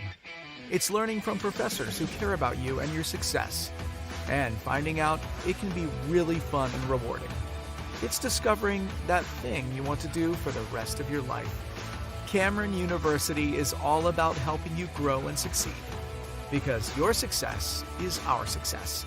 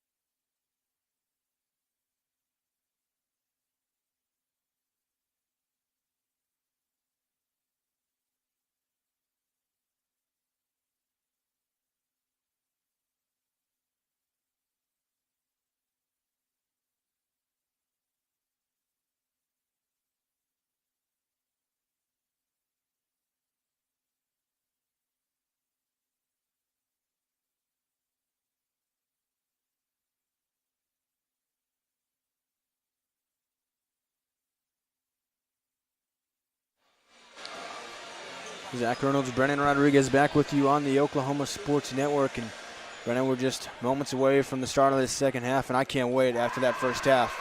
This is going to be an exciting one, I think, all the way to the end. Absolutely. After that phenomenal first half from both teams being very excited, obviously you can tell the environment and hear the environment. Everybody's excited and ready to get going here. And I'm excited for Bethany to see what they can do. They're stuck with one of the top teams in the state so far, 31-26, Weatherford with a lead, but it's only a 5-point lead. Weatherford will start with the basketball here in the second half. Starters back out for them. Geisler will guard Smith up top and run underway in the second half. Tate Sage near the right elbow. Gets it down to Ethan Sage. He'll swing up top. Jennings on the left side. He has 2 fouls in the first half. He's back in there now. Tate Sage in the right corner also had 2 fouls in the first half. See if that plays any factor later in this game. Nixon down at the block. Up top. Smith fires, and it's knocked away by Johnson into the hands of Todd. So Bethany creates a turnover here.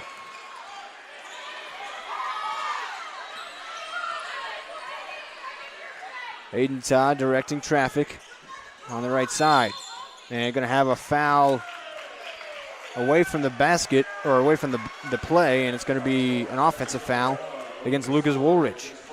Yeah, seems to be getting a little chirpy down there on the court, especially up here on this visitor side.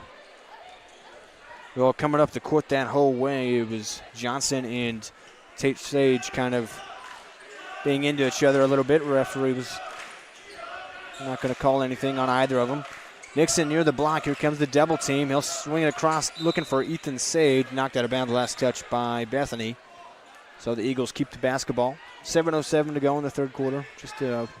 Just underway here in the second half. No score yet in the second half. Smith triggers it into Nixon. One power dribble, and he is hacked by Lucas Woolridge. Nothing necessarily intentional, but with the pump fake, he got him in the air, and there was a lot of contact there. Weatherford fans are not happy about it. Woolridge, though. Oh, yeah, they're still going at it up here in the stands.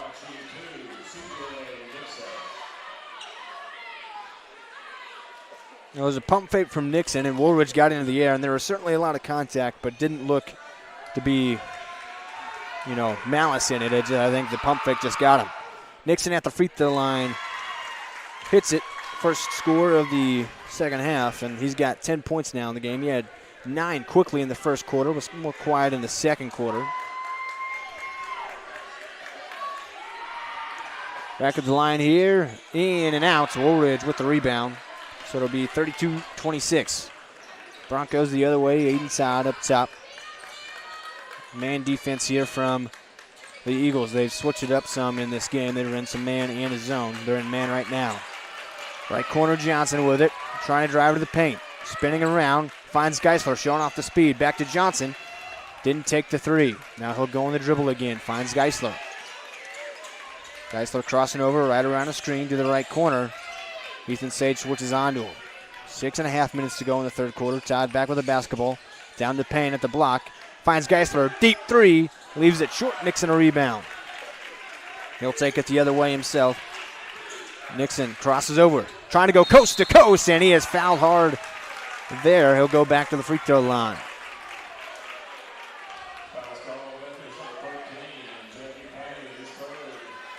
It's going to be on Jackson Payne. That's going to be his third foul.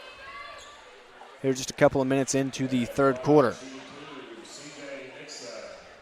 So Nixon, who went 1 of 2 from the line moments ago, back right there.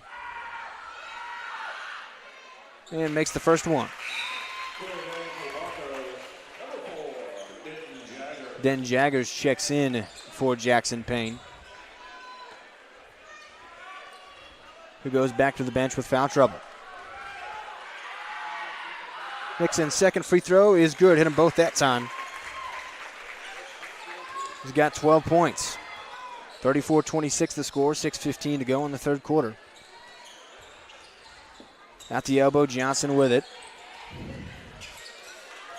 Todd back, working against Ethan Sage at the free throw line. Pump fake, scoops, left hand, missed it. Rebound for Tate Sage. He'll try to take it the other way. Outlet pass up to, or Jennings, back to Tate Sage, trying to drive into the lane. Lost it momentarily. Now a ball on the floor, and he's going to get called for the travel, falling down with the ball. And Weatherford, we're going to call a 30-second timeout here quickly. We'll stick with it here. And these are two competitive teams, Brendan, and tempers are starting to flare a little bit. Absolutely, and, kind of checks out. It's a decently close game, but, things are getting a little physical down there, as you'd expect them to in the third period. Big crowd on hands here again, both sides showing out. And there's, potential inclement weather in the area, and, that's why these games got pushed up. But these fan bases showed out anyway and have created a great atmosphere here. Yeah, for sure. So 34-26, no scoring yet in the second half for the Bethany Broncos. And for the Weatherford Eagles, they've only scored via the free throws so far in the second half. 3 points from C.J. Nixon at the line, 3 or 4 from the line here this quarter.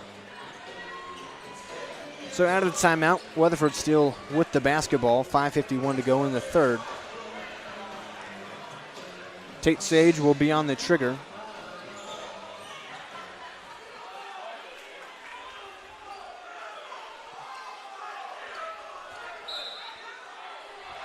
Sage surveying, looking for somebody. Now I'll throw it up top to Jennings. Jennings trying to cross over on side. Now dribbles it back to the logo. They'll reset. Up high, it's Tate Sage on the left side. Kicks to Ethan. Ethan down to Nixon, working against Johnson. Triple team comes, and Johnson's going to pick up a foul. And the Weatherford crowd happy to see Johnson pick up a foul there. He was waving to them a little bit earlier. They didn't like that, it would seem. So Johnson picks up one. This time it's Smith on the trigger underneath his own basket. Kicks to the block with Ethan Sage. He had position on Woolridge, and he finishes. Ethan Sage with 12 points. First field goal made of the second half. And a 10-point lead for Weatherford. They're on a 5-0 run to start the third quarter. Woolridge trying to drive on Nixon. Now will kick it up to Geisler. He'll hand off to Todd at the top of the key.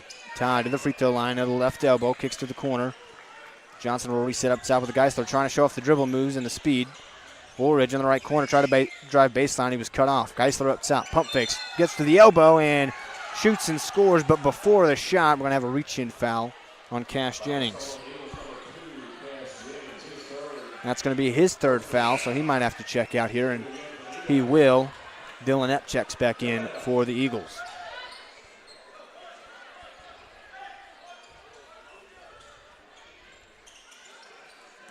Geisler up top over the logo. Will swing right side. Todd thought about a three, didn't take it. Has a screen. Working against Sage. Fade away at the free throw line off left. Another rebound for C.J. Nixon. Quick outlet pass up to Tate Sage. Trying to go quickly into the lane. Passes it off to Epp. Stolen away by White. Geisler picks his pocket. Todd to the left wing. Down to the elbow. Euro steps. Kicks. Right wing three extra pass instead. Woolridge driving. Kicks to the corner of Jaggers. Another extra pass. Geisler sidesteps. Three. Hit it! Bethany calls the timeout after the made basket. They are on the board in the second half with a Wyatt Geisler triple. 30-second timeout, so we'll stay here. And Bethany trying to build some momentum back with that possession right there, Brendan. Absolutely. They were down, I think, 10 or 12 here coming up before that three-point. And, great shot by Geisler. I think he's warming up a little bit from the three-point. He made it two before it was called a reach and foul on Weatherford, but great job by Bethany trying to continue to stick in it and not let this thing get away. So a 36-29 game. Both teams on the board now in the third quarter, and both of them off to some slow starts here. Only a one field goal each from each side, but the difference is Nixon has those three free throws in the third quarter. It's been a physical defensive battle in the second half so far. Looks like Bethany will apply some full court pressure here. Try to change things up defensively. Smith working against Todd, and Todd picks his pocket and has an easy layup at the block.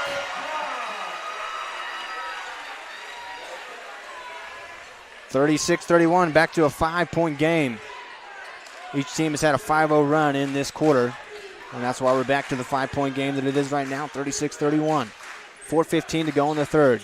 Tate Sage lobs it into Ethan Sage, knocked away. Woolridge steals it. Bethany building momentum. Left side, Geisler. Crossing over. Step back. Pulls the three. Left it short. Rebound. Tapped out of bounds. Last touch by Jaggers. It'll be Weatherford basketball. That would have been a very impressive three-point if he would have knocked that one in. Got his man to fall down a little bit, but left the three short off the front of the rim. 4:03 to go in the quarter. Tate Sage will bring it up here for the Eagles. Now right side to Ethan, who's had a great game, 12 points. Now in the corner, back up to top. Left side with Smith. Looks down to Nixon, and Garrett Johnson going to pick up another foul. That one more obvious this time. And the Weatherford crowd lets him have it once more. Johnson's gotten 3 fouls now, they say. So Payne and Johnson both with 3 fouls, and you kind of have to think the way their lineup works. One of the two's got to be in there even with those 3 fouls. Yep. And it looks like right now Payne is about to check back in, and he will. Nixon makes the first free throw. Nixon not being able to touch the basketball very much in the second half, but he's had plenty of free throws because they keep fouling them, on the inbound pass. Already in the bonus is Weatherford. And he goes 2 of 2. He's now 5 of 6 from the line tonight. All in the second half. 3:40 to go in the third quarter. Todd will hand off to Woolridge, who's got 10 points in this game. He's working against Nixon, spinning at the elbow, back to Payne up top. Now right side Todd, trying to drive on Tate Sage. Ran into some trouble up to Payne. Pump fakes. Now on the drive. Gathers to the left block. Throws up a shot, and he's going to the line. Ethan Sage going to pick up his second foul. First of the half. With how physical both these teams play, Brendan, both of them are starting to get into a little bit of foul trouble. It's going to be interesting how that plays down the stretch. Yeah, absolutely. They're going to have to start pulling in some subs late in this third period, and just kind of got to save them for the last. You don't want to be in foul trouble in any event, but kind of got to think of how you're going to deal your hand. Payne left the first free throw short. Second one is up and in, so goes 1 of 2 that time.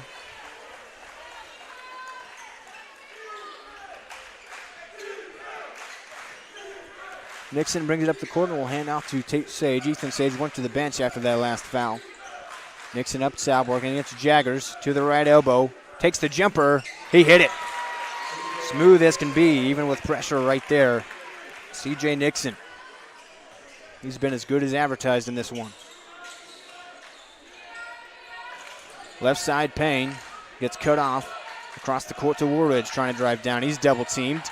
Maybe got away with the travel there. Todd jabbing, working against Tate Sage. Now at the elbow to the free throw line. Kicks to the corner. Payne will try a 3. Missed that one a little off left, and another board for Nixon. He's on his way to a double-double tonight. And a nice assist earlier as well. 2:30 in the third quarter. Crossing over. He'll pull up from the free throw line. And that one off left. Kind of a heat check that time. Todd will bring it the other way for the Broncos. Free throw line to the block. Throws up a hook and gets it to go over the much taller Tate Sage. No fear as a slasher that time for Maiden Todd. 40-34, 6-point game, 2:05 to go in the third quarter. Smith gathers, throws a floater, and he hit it.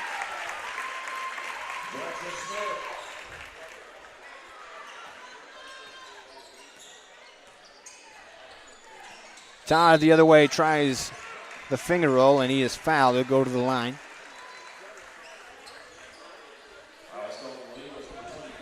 It's called on Tate Sage. That would be his third, and he can't believe it. He thinks that should be on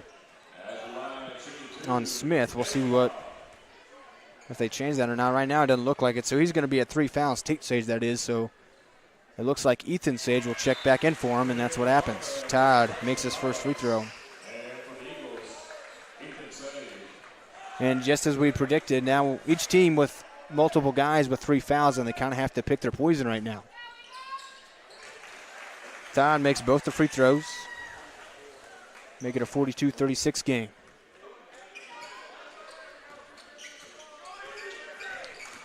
Nixon spins into the lane, and he is fouled. He'll go back to the line. He's been there a lot in the second half. And that's going to be on Jackson Payne. That's going to be his 14th or his 4th, and he's got to be careful. Showing a lot of emotion about that. He doesn't want to pick up his 5th as a tech.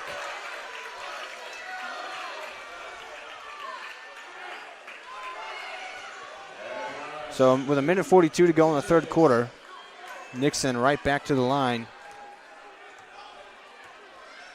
where he's made his home in the third quarter. Made that one, hit the front of the rim, back of the rim, and then rolled in. Yeah, unfortunately, Payne has not had much luck this game, nor playing time. He seems to be getting caught in tough situations and getting called for fouls. Geisler checked back in for Payne. He's at the bench, and he's still barking, and his coach tells him to try to relax a little bit. Doesn't want to pick up a technical. Nixon back of the line for his 2nd this trip. And he made them both.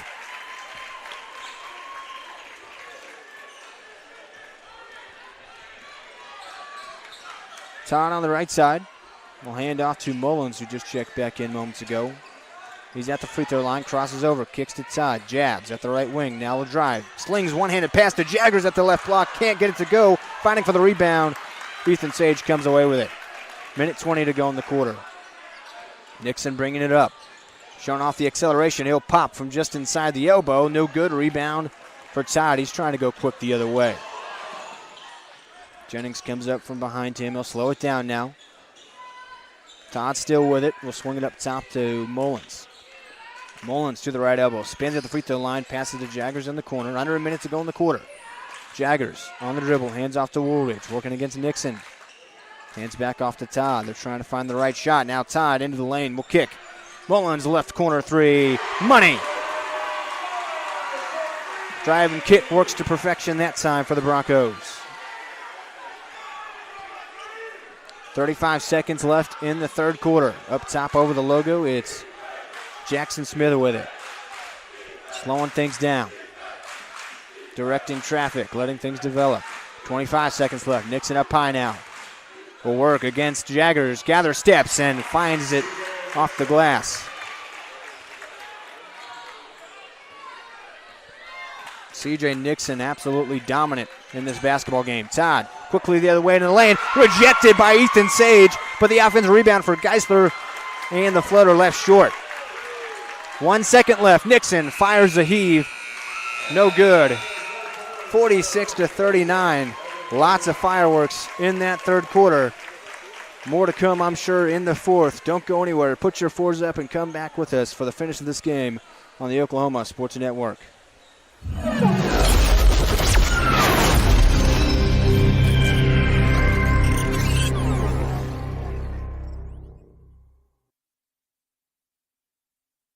College is more than just going to class.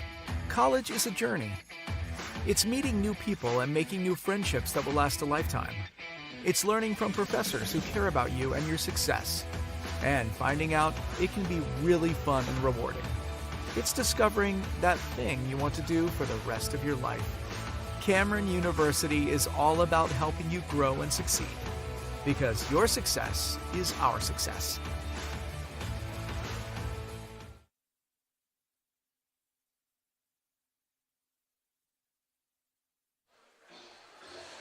Fourth quarter here on the Oklahoma Sports Network. Brendan Rodriguez, I'm Zach Reynolds with you. And Brendan, I mean, not a lot of scoring in that third quarter comparatively to the rest of the game, but there was plenty of action. Yeah, plenty of action, and we can say that's plenty of penalties right there. A lot of fouls going both ways, actually. So I'm not sure how they're going to play their cards here with, a lot of guys have 4 or 3 fouls, so we'll see. And both teams dealing with some foul trouble. We'll see who can battle back against it better. Back to the zone look for Weatherford. Mullins, who had a 3 near the end of the third quarter, fires a pass to Geisler on the right side. Now on the left, it's Mullins again. Back up top to Todd. They're trying to work against this zone with the Sages up top. Tate and Ethan with those long arms. Woolridge right corner. He'll try the 3. Leaves it short. A rebound for Ethan Sage. They put it in the hands of Nixon, who was really hot in that third quarter Had a couple of field goals that were tough baskets, and then he also hit 7 free throws. So he had 11 points total in the quarter. There he is again, spinning in at the right elbow, and in and out off left, and a foul on the rebound. And if this is against Tate Sage, this will be, it's going to be his 4th. So Payne on the Bethany side with 4 fouls. Tate Sage with 4 fouls on the Weatherford side. 20 points in the game for C.J. Nixon right now on that Weatherford side. 7 minutes left in this game. Mullins pump fake to 3. Now he'll pass back to Todd on the other side. Back to Mullins. Thought about the 3 again. Nixon was there. Finds Jaggers. Hops into the lane. Now kicks out to top. Pump fakes. Pulls up from the free throw line.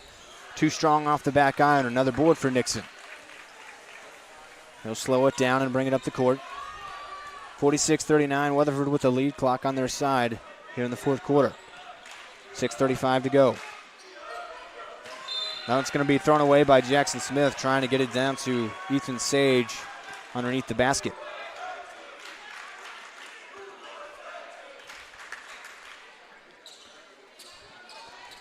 Aiden Todd will bring it up. Hunter Nelson at the top of this 1-3-1 zone right now.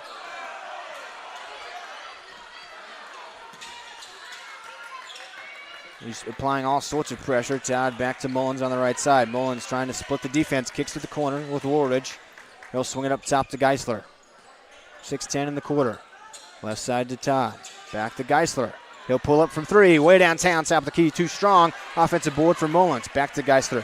Takes a dribble. Another deep 3. No good. Rebound again for the Broncos. And the floater off the glass and in for Aiden Todd. 3rd chance opportunity that time pays off. 5-point game. Todd applying pressure on Smith.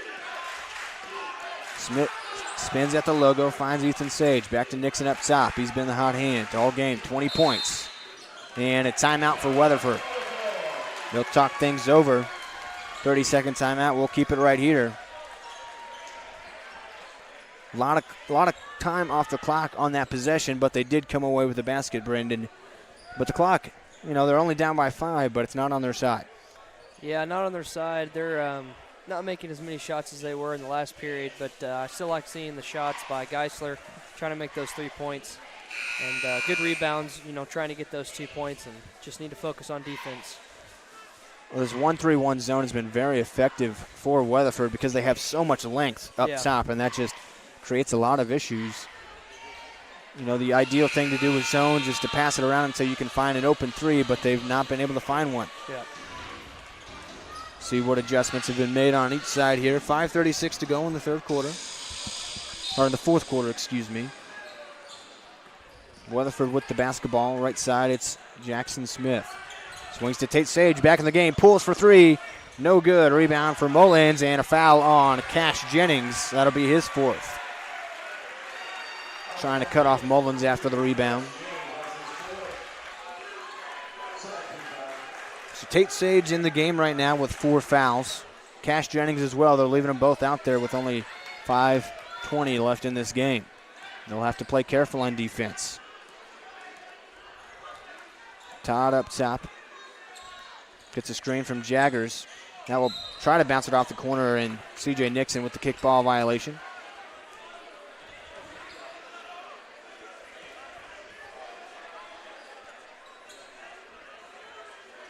Mullins will inbound from in front of his own bench, and they'll reset here.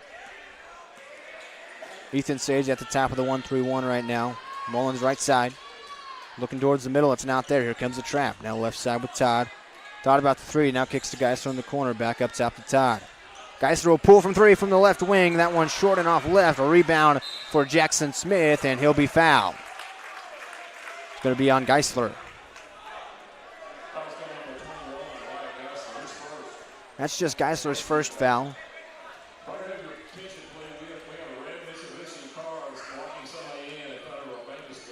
5-point game right now, 46-41, 4:45 to go in the 4th quarter.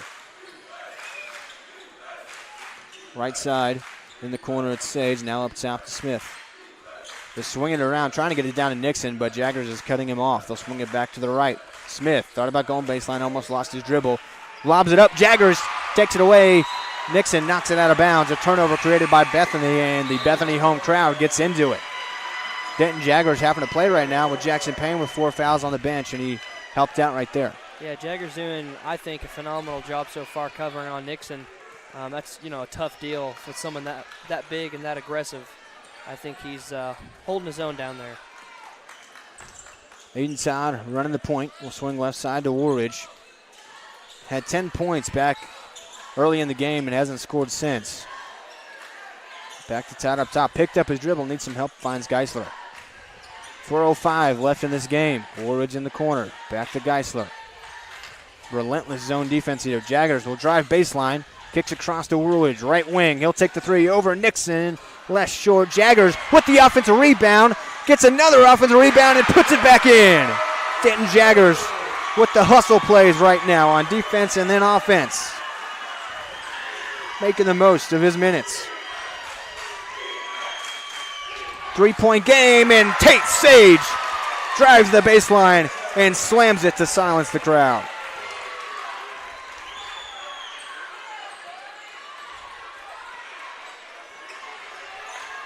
Up top, Aiden Todd. Back to a 5-point game after that slam. Left corner, Geisler will try the three.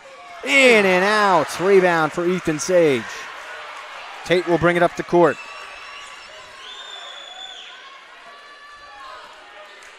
Three minutes in this game. Weatherford content to run the clock a little bit. Woolridge up to apply some pressure on Tate Sage. Continuing to dribble the clock out. Now they get it back to Smith. Man defense for Bethany. Ethan Sage now with it up high on the right side. Working against Garrett Johnson, who's back in the game for the first time in a while. Smith and Todd doing battle. They're just continuing to try to run down this clock down to 2.5 minutes.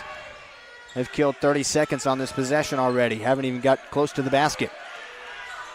Up high on the left side.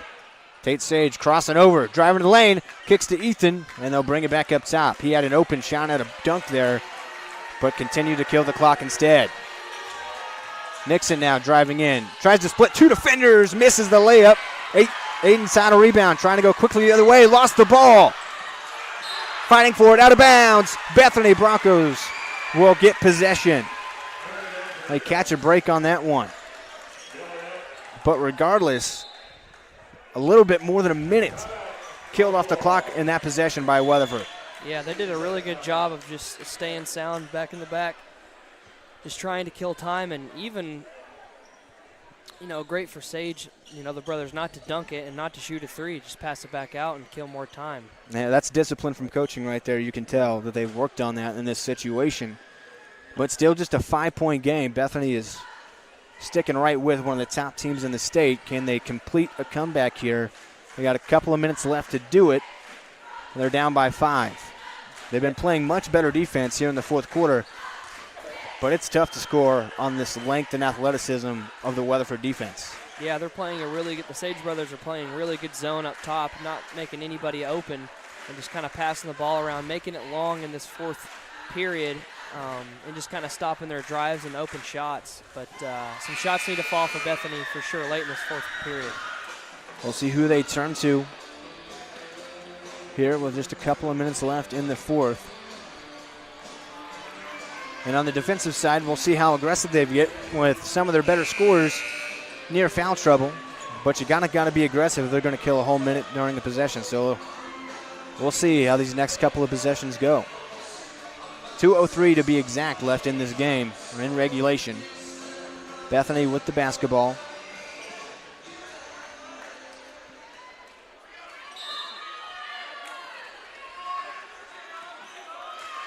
Now a 3-2 zone from the Eagles. Mullins back up top to Todd. Under 2 minutes to go. Geisler on the left, swings it back around. Todd will dribble towards the left side. Waiting for some things to develop and throws it into the hands of Smith. Ball on the floor. And it is saved in the hands of Todd going to the basket, and he'll be fouled by Ethan Sage. So that's going to be his third foul.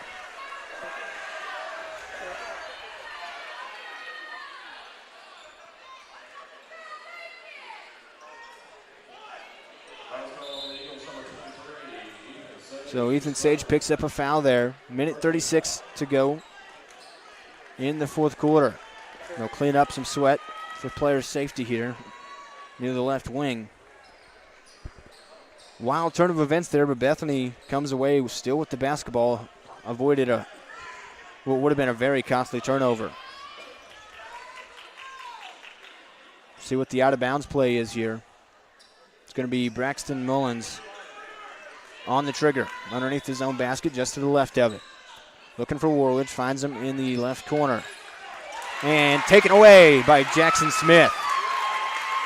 Try to get it to Aiden Todd. They stole it away. Back to Smith on the right wing. And they'll try to kill some more clock. Nixon up high on the right side. Working against Warledge, steps through on the dribble, will spin back around. Hands off to Tate Sage. Spade spinning away from Jaggers. Minute 15 to go.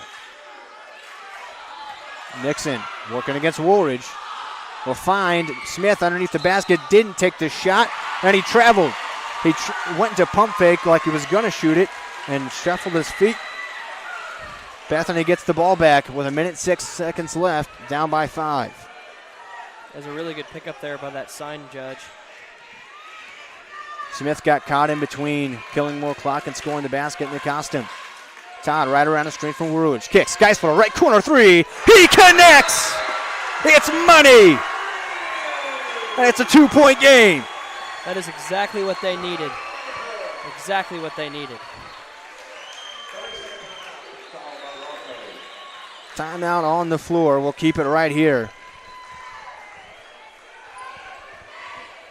Another three-pointer for Geisler, his third three of the game. Second of this second half. 2-point game here, under just about a minute left. Now the job for Bethany is to create another turnover if they can, which is proven difficult.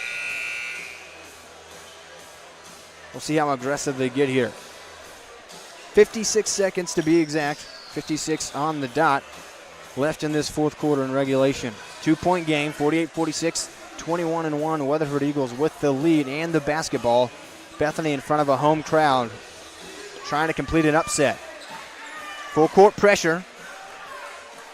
Ethan Sage on the trigger. Can run the baseline after a made basket, and he will. Finds Tate Sage. Guarded by Jackson Payne. 4 fouls back into the game. Has to be careful. Sage across the timeline to the right wing. Kicks it back out to Dylan Epp, trying to kill the clock. He'll drive into the paint, loses the basketball. Geisler takes it away. 40 seconds left. Geisler pulls, top of the key. Off right, rebound to Aiden Todd. And we got a timeout. 35.2 seconds left. And a 2-point game, Bethany with the basketball. So what do you think they're going to do here? You think they're going to go for 2 to tie it up, or are we going for 3 to win the game? That's tough. I think it is tough. I think you have to see what the defense gives you here and who's going to end up with the basketball in their hands. And I think you definitely, though, leave it right here. You got to hold this for the last shot if you can, I think. Yeah, I agree. If you don't have an open 2, pass it out and shoot a 3 for the win.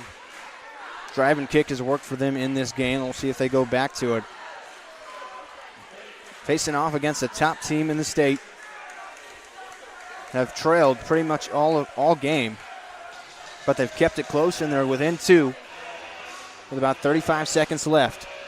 And they've got the basketball. They have to keep a hold of the basketball, trying to kill the clock a little bit, and then make a decision on a 2 or a 3. I promised an electric finish after the first half, and I think this is more than delivered. Yeah, absolutely. This is a very great, exciting game, not only for us, but all the parents and families that are out here today. 35.2 on the clock. Bethany with the basketball. Mullins will inbound from in front of his own bench. Looks to be man defense from Weatherford. Both crowds on their feet. Aiden Todd over the logo. has an option of screens. He says to rerun it. Trying to kill the clock. 25 seconds. Todd, right around the screen. Drives into the lane. He's fouled. No shots. Shot does not count. Going to be a reach in. Crowd not happy about it, but that's the right call. Foul's going to be on Ethan Sage, his fourth. That's the right call. Mullins to inbound from underneath his own bench. 23 seconds. Todd, short corner. Hops in to the lane. Throws up a shot. He's fouled. He'll go to the line with a chance to tie if he can hit both of them. A lot of pressure here for these two shots.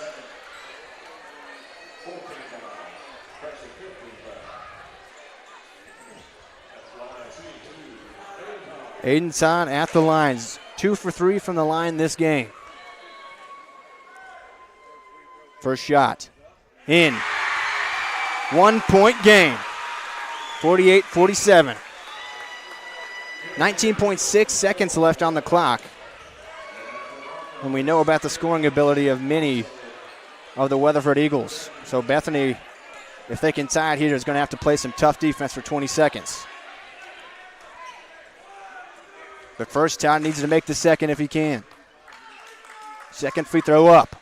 Left it short off the front of the rim. Rebound for Sage. That's Tate Sage, and he'll be fouled immediately. So it stays a 1 point game. Timeout on the floor again, and we'll keep it here. So now you need a steal on the inbound, and if you can't get that, you have to foul immediately. Cannot afford much clock to come off here. Yeah, only 17 seconds left. I'm sure that, Coach is telling him do everything you can to get the ball away. Pressure up on this inbound and hope for the best. If you're Weatherford, you just want to hold on to the basketball. You've got that 1 point lead, and you have faith in your scorers if you need to score, but they don't have to if they can get it clean across half court. Important to note, this is after a timeout. It will not be after a made basket, so they cannot run the baseline. Although I don't think, they won't be inbounding from the baseline, but which could be tricky. We'll see what the defense looks like from Bethany. Coming onto the court for Weatherford, it's Nixon, Tate and Ethan Sage, Jackson Smith, and Dylan Epp playing deep safety. Way down on the other end. For the Broncos, it's Johnson, Todd, Jaggers, Geisler, and Payne. It is on the baseline, but he cannot run it. It's Smith on the trigger. Finds Nixon, and he is fouled immediately by Garrett Johnson. Broncos still have a couple of fouls to give here, so they've got more chances to try to steal a pass away before it goes to free throws. Lucas Woolridge checks in for Johnson here. Smith again on the trigger, now to the left side underneath the basket. Looking for somebody, finds Nixon. He's fouled by Woolridge. So that'll be the 14th foul, so the next foul will go to the bonus. 15.8 on the clock. Weatherford wants a timeout to talk over this next inbound, because this is the big one now for Bethany. They either have to get a steal or it's free throws, and then it's out of your hands. Yeah, I think the odds are you have to foul and take it to the free throw, and hopefully he misses both or makes one, but that's what I would do. With it being a 1 point game, they can afford for both of them to be made. They then have to hit a three to send it to overtime, so they would prefer that he misses at least one, whoever it is that gets the inbound. And if you're Weatherford, I think you put your best 5 free throw shooters out there. Yep. So we'll see. And it's also interesting how this will be played defensively by Bethany, because they now have a couple of people at least with 4 fouls, so they have to be careful who they choose to have foul here. Smith, Sage, Epp, and Nixon on the court for Weatherford. Jaggers, Todd, Payne, Geisler, and Woolridge for the Broncos. 15.8 seconds. Smith will trigger. Geisler will face him up. Smith looking for Ethan Sage. Has it. Jaggers will foul him. Ethan Sage to the free throw line. 15.1 seconds on the clock.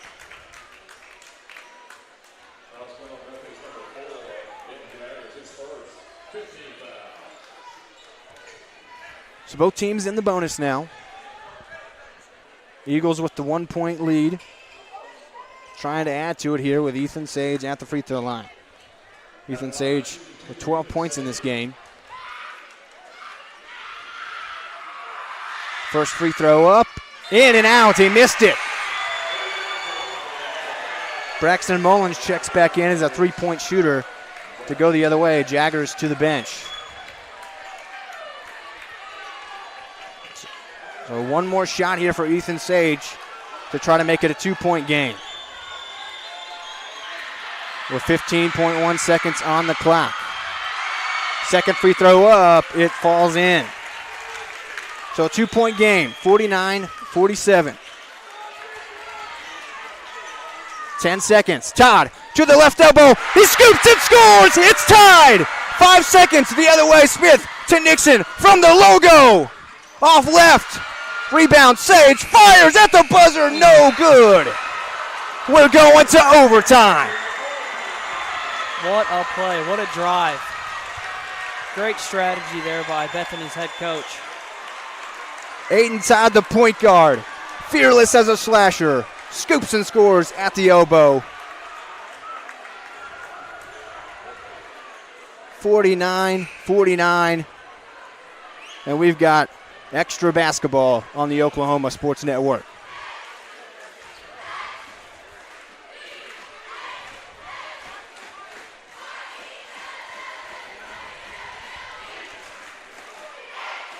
And Todd there, no hesitation to think about a three for a win. He just went to the basket. Yep, and that's what leaders do, is you make a decision and you go with it, and thankfully his stuck through. So we'll have an overtime period here. I mean, again, I keep stressing it. Bethany's a good program. They're well above 500. But Weatherford is one of the top ones in the state. 21-1, only one loss this year to Owasso. And I think that just comes with a little bit of Bethany's culture. They did this in football as well. They really played to the hype of other football teams. So I think that's just part of their DNA here, is living up to the moment. So a 4-minute overtime period, and this is where the fouls on each side get really interesting. Jackson Payne's got 4 fouls. I believe each of the Sage brothers have 4 fouls. Denton Jaggers is in this game right now. He'll tip it up in the overtime with Ethan Sage.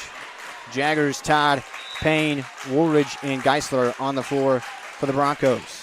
Sage wins the tip. And we're underway with overtime. Smith up high on the right side, working against Todd on the right wing. Gets it back to Cash Jennings. He's got 4 fouls on the Weatherford side. Up top, it's Ethan Sage, left side to Nixon, down low. Smith near the block, kicks it back out. Nixon working against Woolridge, will hand off. Smith on the drive, he's cut off. 30 seconds off the clock already in overtime. All on this possession. Left side, Smith.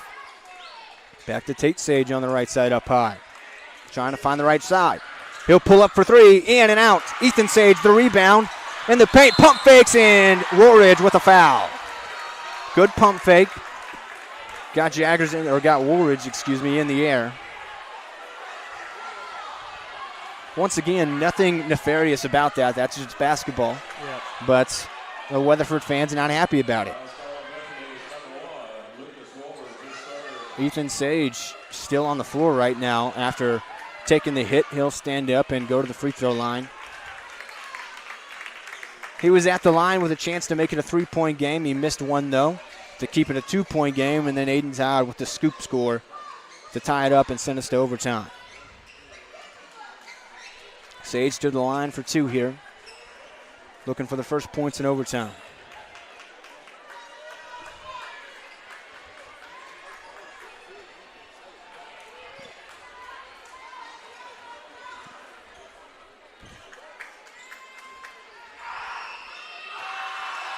Sage first free throw. Nothing but net. And Weatherford takes a 1-point lead. Playoff atmosphere here in Bethany, Oklahoma. 2 full sides of bleachers. Both schools showed out. 3:18 to go in the quarter. Sage misses the second. 1-point game. Aiden Saad brings it up for Bethany. Back to the 1-3-1 zone. It's worked really well in this game for Weatherford. Saad on the left. 3:05 to go in overtime, period number 1. Left side Geisler back to Todd. Nixon and Sage, Ethan Sage up top. Todd picks up the dribble, finds Geisler, they'll reset. Right side Woolridge. On the dribble, hop and a pass to Todd. Pump fakes, in at the elbow, trying to cut through, spinning. Kicks up top to Woolridge. He'll reset again. Woolridge on the dribble to the elbow. Finds Mullins, thought about the deep three, didn't take it, got cut off. Knocked out of bounds, last touch by Nixon. It'll stick with the Broncos. 1-point game, 50-49. Weatherford with the lead. 2:35 to go in OT. Aiden Todd with the basketball, trying to split the defense. At the top of the key, will hand off to Woolridge. And thrown away. Miscommunication between Woolridge and Mullins. A turnover. Jackson Payne before fouls will check into the game for Mullins with 2:26 to go in overtime. Full court pressure shown here by Bethany. Now they'll back off after the inbounds into Tate Sage. Sage up high on the right side with a 1-point lead. 2:10 left. To the free throw line. He'll take a little floater jumper hybrid and he scores it. So 52-49 now. 2 minutes left in overtime. And the 1-3-1 defense working wonders for Weatherford right now. Aiden Todd splits in towards the elbow. Now we'll hand off to Woolridge on the left wing. Gets it down to the baseline with Payne. Hops up to the right block. Reverse layup. No good. Left it short. A rebound for Tate Sage. Puts it in the hands of C.J. Nixon to bring it up. 1:35 to go now. Nixon against Denton Jaggers. Crossing over. On the right side, we'll hand off to Ethan Sage. On Woolridge. Under a minute and a half to go. Sage needs help. Bounce pass off to Tate Sage to the rack and a slam. Now the Weatherford crowd into it. Todd quickly the other way at the free throw line. Now the left elbow. Kicks to Jaggers. Payne fakes the pass. Takes a deep three from the top. In and out. Rebound for Jackson Smith. Minute 4 left. 54-49. Weatherford has built a lead, and Todd has to foul Nixon.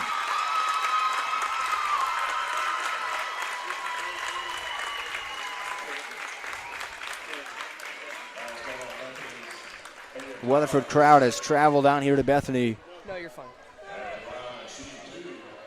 And they've been put to stress, but right now they seem to be in the driver's seat with 59.7 seconds left in overtime. C.J. Nixon with 20 points in this game. At the line, makes the first. He has made 8 of 9 free throws in this game. And he's made 7 in a row after he missed his second free throw shot of the game. Misses that one off the back iron. I'll take the blame on that one, CJ, an announcer's jinx. I apologize. Todd at the right elbow, tries to gather in the lane, loses the ball, and Weatherford takes it away. Nixon trying to be trapped in the corner, and now we'll get a foul. And CJ Nixon back to the line. 47.1 seconds to go. And Nixon trying to put this game away from the charity stripe.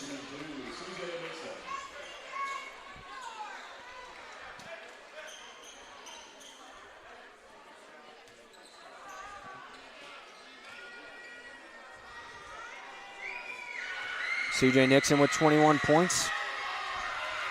With another free throw, he made it.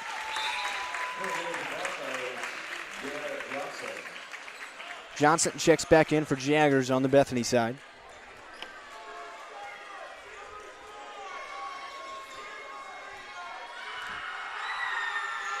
Second free throw this time around. It's the front of the rim and then bounces in.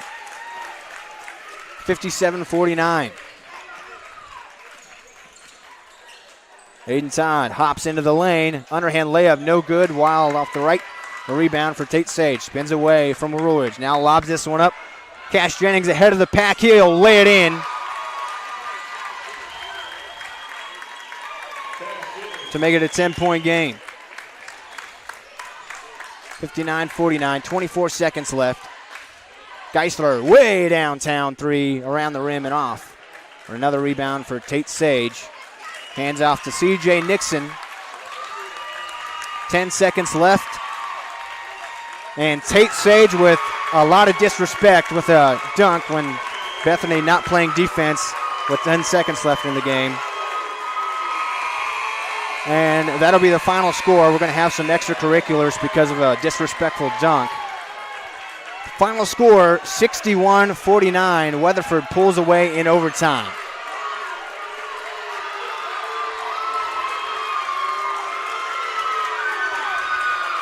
I am positive that you can hear the crowd interaction in our microphones. One side's happy, one side is not. A lot of noise being made here. Bethany with a valiant effort, taking one of the top two teams in the nation to overtime, but then Weatherford pulls away, hits their free throws in the end, and they win 61-49. Two electric games here tonight on the Oklahoma Sports Network between these two schools. The Bethany Lady Broncos defeated the Weatherford Lady Eagles, but the Weatherford Eagles, the boys team, improves to 22-1 on the season despite the effort from Bethany. Yeah, very close, both games, men and women. Fortunately, the girls did take home the win today, but you got to give the effort to the boys today. You know, they really tried today and took one of the best basketball teams to overtime. And you know, I just think Weatherford's a little more experienced, and that height difference really kind of took over in that overtime. And but overall, really good basketball today. Really exciting, great crowd today. We want to thank you for joining us for this unbelievably exciting day of basketball on the Oklahoma Sports Network. Two really, really good games. Again, the final score of the men's game, 61-49 in overtime. Weatherford with the win. For Brennan Rodriguez, want to thank him for helping me out tonight. And so it's not just me running all of it like on Friday night. I really appreciate you joining me. For everybody here at the Oklahoma Sports Network, I'm Zach Reynolds.